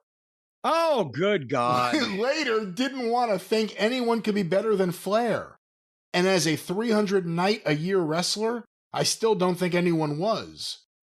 But for the best match of the year modern times, guys have beaten Flair versus Steamboat. But it's a different world. I don't think for 12 matches over 2 weeks, they'd be able to do so. But who knows?" Well, you think? No, of course not, because the fucking idiots would be in traction by then, because they can't tell an athletic story. They have to tell a stunt story. Wrestlers wrestle less than ever before and get injured more than ever before. And here's another thing. I was trying to think the other day when I saw Darby bleeding from the back of the head and whoever else got hard weight, and it happens all the time. In the territories with all those matches, every night, all those guys doing shit, you would go for months without seeing anybody get busted open hard way. And I don't understand what the fuck they're all thinking. And a part of it is the furniture won't work with you. I understand that, but still there's guys getting busted open even without the furniture. And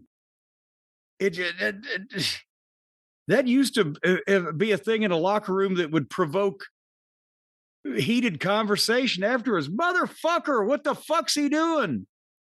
Now it's like, it's Tuesday. Well, That's Dave Meltzer's thoughts on Randy Savage, and I guess the skills he was lacking as a house show wrestler, aka one of the biggest draws in WWE during that period of time. And that's the thing. And Ray Stevens was a better wrestler than Pat Patterson or Randy Savage or Will Ospreay or Bill Dundee. But at the same time, while Stevens drew a fortune, if you're looking at a complete pro wrestler with the physique and the fucking look and the promo and etc., Savage had a lot of advantages. I just love the philosophy of, I heard the old guys in the front row putting down these guys as acrobats, so that means any fan who puts down the modern style is always wrong.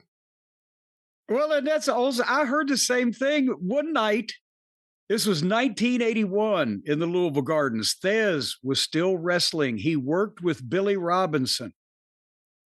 It was a 10-minute Broadway. They just put it on the card because they were both in the territory. They had respect for each other.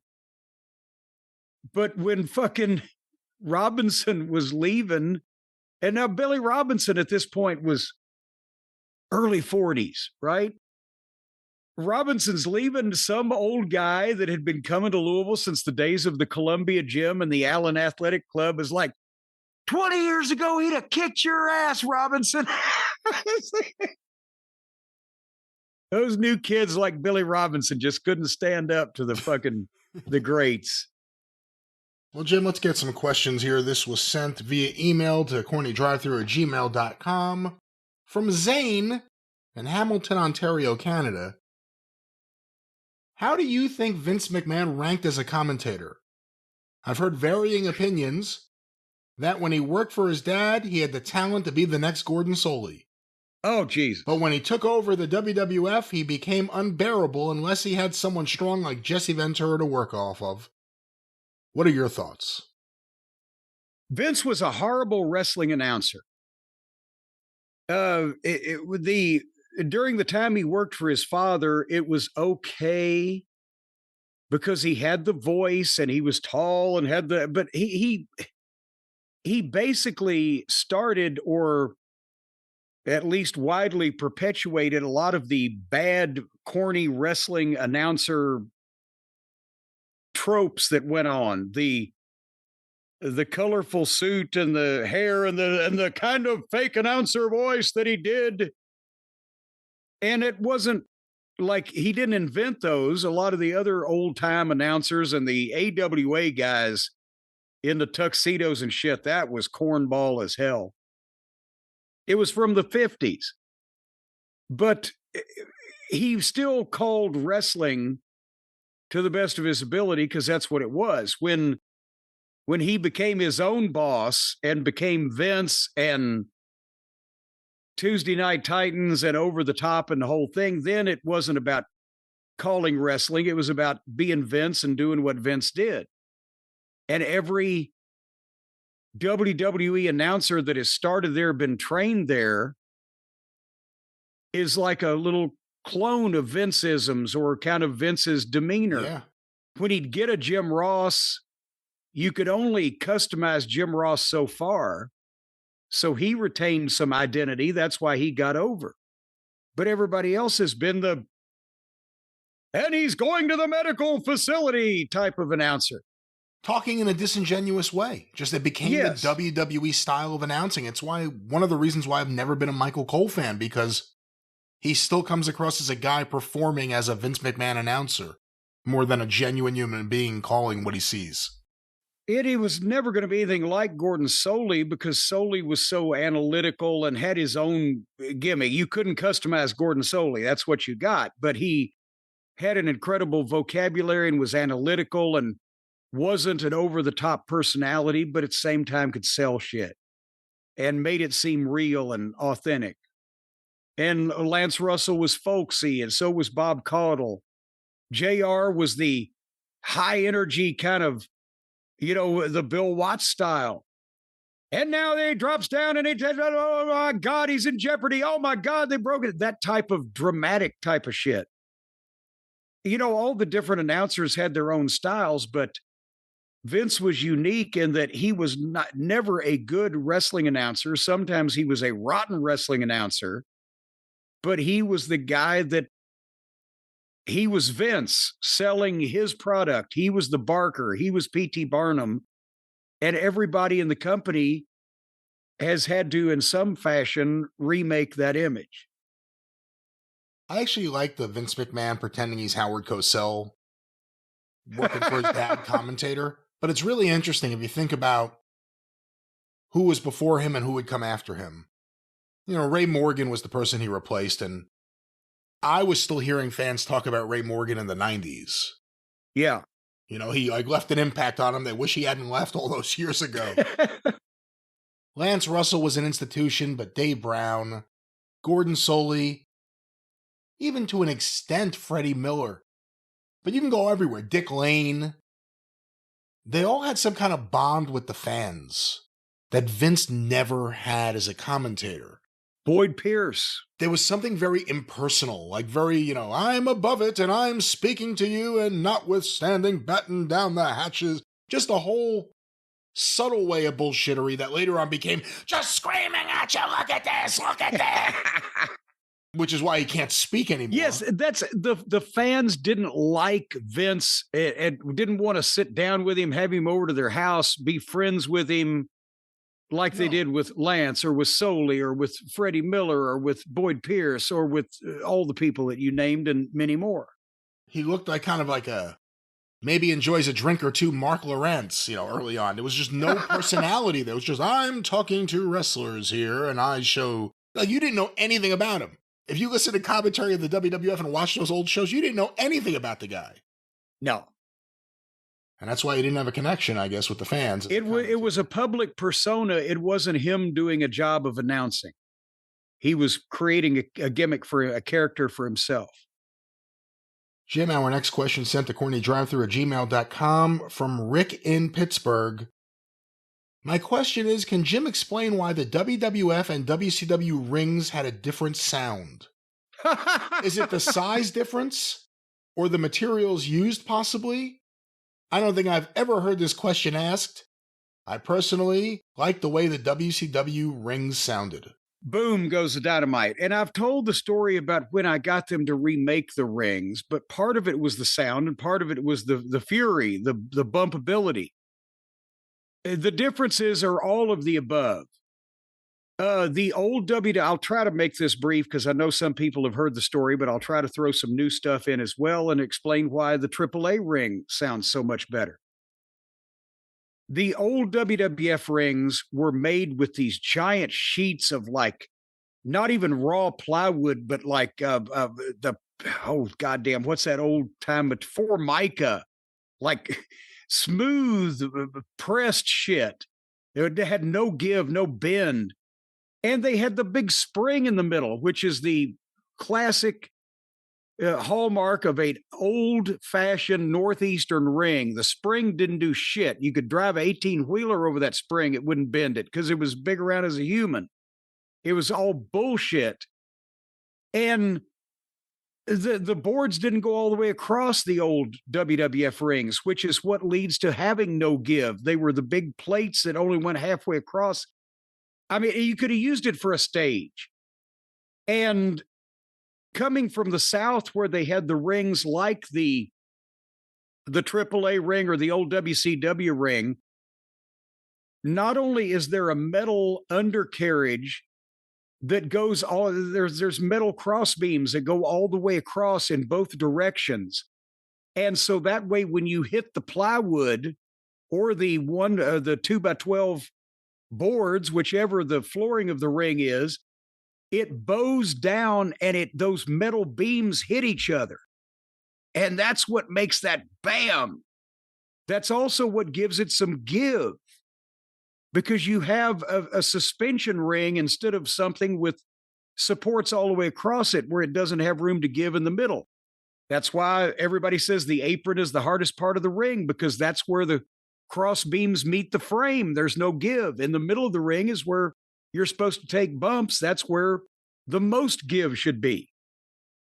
And I got them to change the ring because I told Vince, I said, we got the worst rings in the business. These guys are killing themselves because they went from Hulk Hogan and Andre and big guys that didn't take bumps to Michaels and Brett and all these other guys that are killing themselves on his fucking frying pan ring. Vince, of course, we have the cleanest rings. Yeah, you got the cleanest rings, but you don't have the best bumping rings.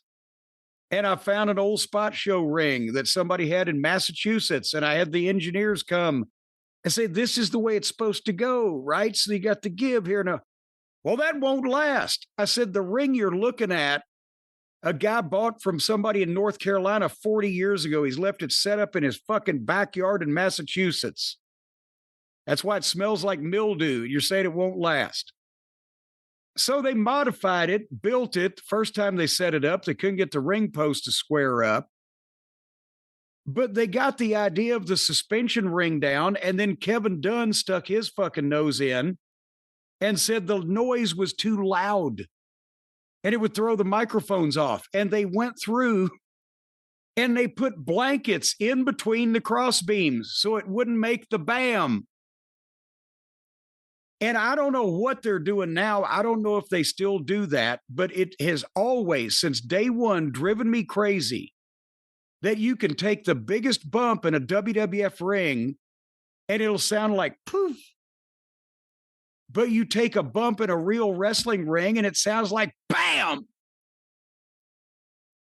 And that's the way it's supposed to sound for the people in the building. Fuck the microphones. It works for every other promotion. When you're given a slam or a backdrop or all this stuff, the sound makes part of the fucking ambiance. And that's what you can't hear. You can hear the referee slap the mat like he's slapping a baseball glove, but not like he's slapping the side of a fucking tin woodshed. Everything should be louder. It's just, it took me, I've never gotten used to it, but when I was actually performing there, it drove me out of my mind. It was like wrestling on a fucking mattress, like cotton, no noise. What do you think about AEW's rings? They are, again, more like a real wrestling ring because they have the same type of structure and they're built the same way. I think AAA was still even using ropes, real ropes, which I hate, but I believe AEW uses cable. Last time I paid any attention. And that's easier also for a variety of reasons. And then sometimes the sound is just different due to the television production. And a lot of times the rings look different because I think AEW still uses an 18-foot ring, don't they? Like normal? I don't know. I couldn't say for sure. I've always said, again, the only 20-foot rings in wrestling were used by Vince Sr. and Vern Gagne because they were holdovers from the 50s. And the Sheik and the Kobo, I think that ring had to be a 24-foot fucking boxing ring. I don't know what was going on up there. The Olympic. And the Olympic Auditorium, that was a boxing ring because they had boxing and wrestling at the Olympic. And that big wide apron, that's a boxing ring. But all of the territories, for the most part, especially everything south of Indiana and all the way west to Texas, used 18-foot rings. That's why the WCW ring looks smaller than the WWF during the Monday Night Wars, but the action in the WCW ring looked quicker because every time they crossed the ring, there and back, they were 4 feet shorter. Is that a tough adjustment if you have been wrestling yes. a ring like that for a while, going to the WWF ring? Yes, not only for the boys, but even for me. If you're used to working in an 18-foot ring, which everybody that ever went to the WWF in those days probably was, you got to get you get shot off in the ropes. You got to get your turn down better. It's a different fucking step you got to get. Things are not, when you're looking at the ring and you think it ought to be behind you, the rope, it's 2 feet farther away. going turnbuckle to turnbuckle. It's a timing thing that you got to get down. And again, the real ropes too. It threw off, that was Al Snow's demise when he never recovered from being, what was his first gimmick? Avatar. Yeah, Avatar, that fell off the rope the first time he tried to slingshot or the springboard. Because it was ropes, not cables. What the fuck? Nobody was doing that shit in the WWF then. Guess what? There was no need to try. You couldn't do it. But it did the first time that I was in a 20-foot ring with real ropes. I sat down on the middle rope and started to spread the top like I usually did for my boys to get in the ring. I almost fell backwards out of it because the ropes were so much looser than what I was used to. And I could never be thrown over the top rope properly in the WWF, those fucking ropes. I couldn't do it. Fucked up every time. How often was there differentiation between placement of the ropes in terms of like, where they were or the distance between them? Was it pretty uniform or were there ever any differences just in terms No. It depends on the ring post. Who made the ring post? Did he measure right? Because that's the thing. The ropes have to hook into the post wherever the goddamn eyelet is, right? So there have been some rings. The Memphis Mid-South Coliseum ring had the lowest bottom rope I've ever fucking seen. And you couldn't roll out under it practically. And then sometimes you'd get spot show rings where the two top ropes were a foot apart, but the second rope to the bottom rope was 2 feet, or the turnbuckles were off kilter. It just, it was always an adjustment in the territory days going from town to town because every ring was a different ring, built sometimes by a different person of a different age with different fucking shit on it. Even Crockett, from town to town in the Carolina territory, because all the buildings had their own ring because they ran every week or two. Some things you could do in some rings you couldn't do in others. Well, Jim, one final question here this week. And again, we've had a lot of wrestling to watch. Next week, we'll have more questions on the show. We'll get more classic topics as well as a song or two. More submissions have come in to CornyDriveThru@gmail.com. But our final question here this week was sent in to CornyDriveThru@gmail.com by Leon. My name is Leon. And my fiance Chelsea and I. He shall be Leon. And my I can't speak. And my fiance Chelsea. My financier? Live in Virginia Beach. And we are longtime listeners of the podcasts. We love listening to your takes on the current product. And for me, as a lifelong Mid-Atlantic fan and overall fan of the territory days, I love the old stories.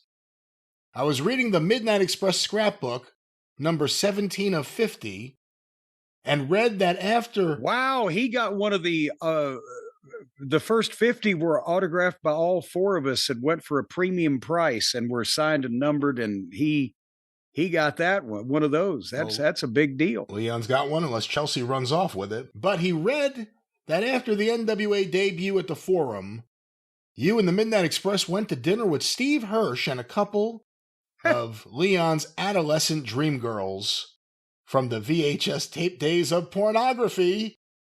Before all the click here, download that, Google this porn of today. I was trying to draw a connection, but I couldn't find one.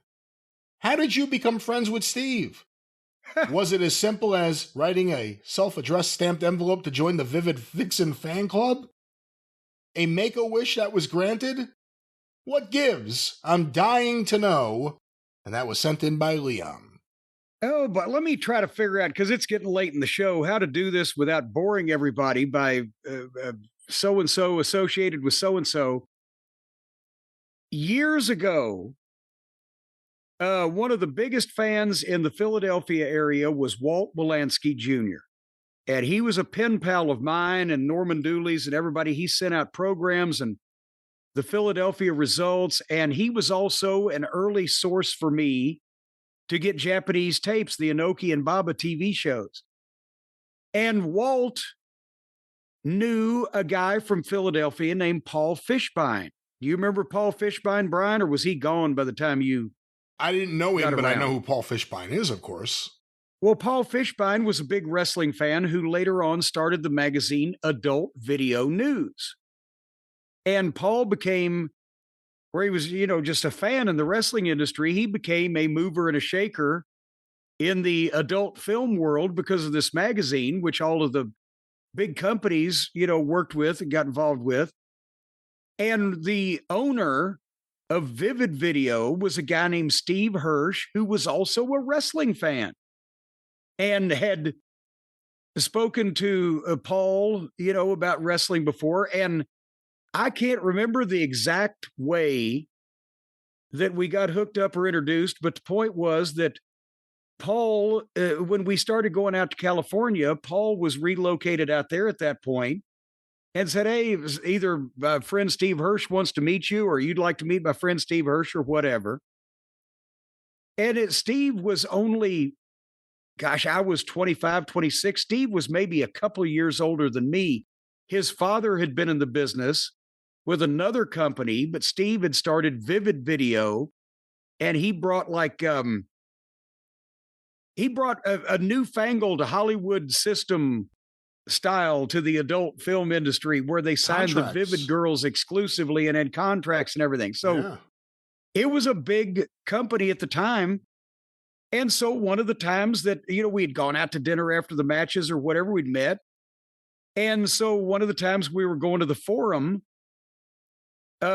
Steve Hirsch had said, hey, if you want, I'll pick you guys up at the airport, bring you out to my offices in, oh God, where were they? Some valley in California around, well, they got a lot of valleys in California, but out in the valley, we got the office. We'll bring you out and show you that, and then we'll go to the matches and we'll go to dinner. Okay. I swear to God, Bobby Eaton was scared. He didn't want to go. He's like, I don't want to go to the porn place, Corn. So Steve's limousine picked me. I asked Stan, I said, Stan, you want to go out to dinner with these guys? I said, they're bringing Ginger Lynn and Jamie Summers, and I'll be there. So he picked me and Stan up at the airport in the limousine and took us out to their office, and Steve was there, and he showed us around in the warehouse. We picked out like 30 or 40 tapes, and he said, here, I'll have these shipped to you. Just pick out what you want. And it's still in the colorful boxes they had back then. I've still got most of them. They're collector's items today. Most of them? What'd you do with the other ones? Actually, Ric Flair wanted to borrow some. I never got them back. But that was decades ago. So, but in all seriousness, as a matter of fact, he called me up. I think I was either living in Charlotte or I just moved to Tennessee. And he said, oh, you son of a bitch. He had somebody come into his extra room in his house and move the bed or whatever, move some furniture. And there was stacks of Vivid Video boxes up on it. So anyway, so then we went to the matches, and Steve Hirsch had, him and his friend and the girls that came. It was Ginger Lynn. It was Jamie Summers. Lonnie Sanders was Steve's girlfriend at the time, but she had been a star. So they went to the Forum Club, which was the little bar they have in the Forum, and we're down in the locker room. And Tully Blanchard comes in the locker room and says, guys, guess who I just saw up at the Forum Club? Ginger Lynn and Jamie Summers. And he's looking around for the pop, and he looks at Stan because he's thinking Stan's going to pop, and Stan's like nodding like, what, did you see him, Stan? He said, no, I didn't. I know they're there. How'd you know? Well, we're going out to dinner with them later. And Tully's like, how'd you work that? He said, Cornette invited me. And that was the fucking, Tully Blanchard is looking at Stan Lane to find out how he got invited to dinner with the hottest porn stars in the business.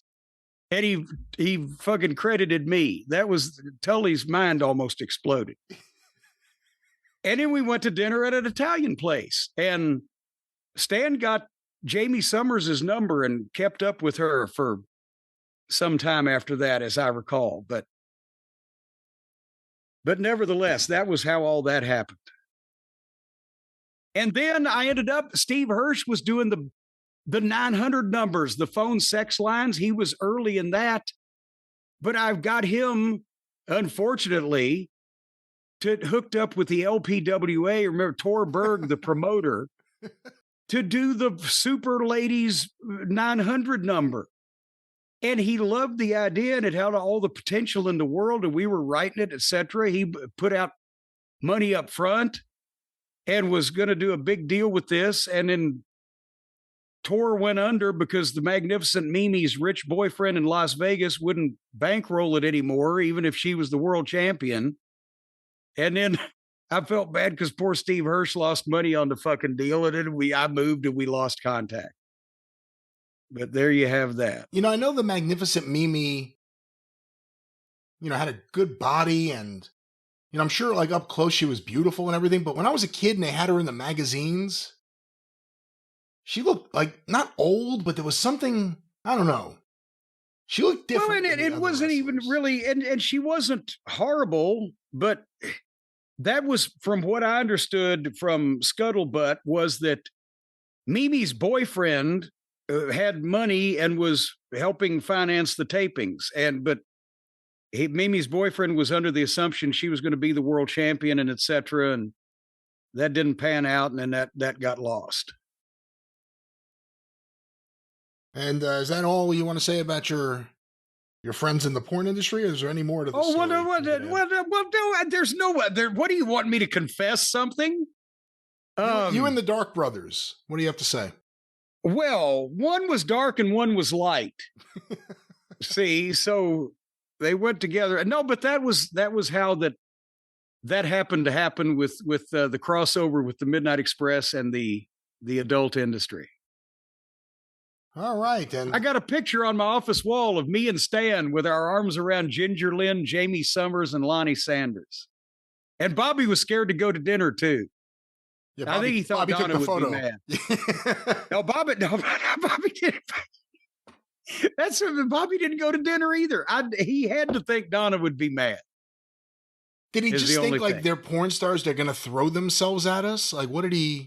He was just embarrassed. I don't think he thought, his mother might be ashamed of him if he went to dinner with the porn girls. I saw that photo because you had it in the book, and man, Stan Lane looks like he feels like he's Stan Lane. He just, if there's anyone I wish I could go back and just live a year in the life of, Stan Lane must have had the greatest fucking life for a traveling wrestler. I'll tell you. But Jim, with that, on this perverted note, the drive-thru closes.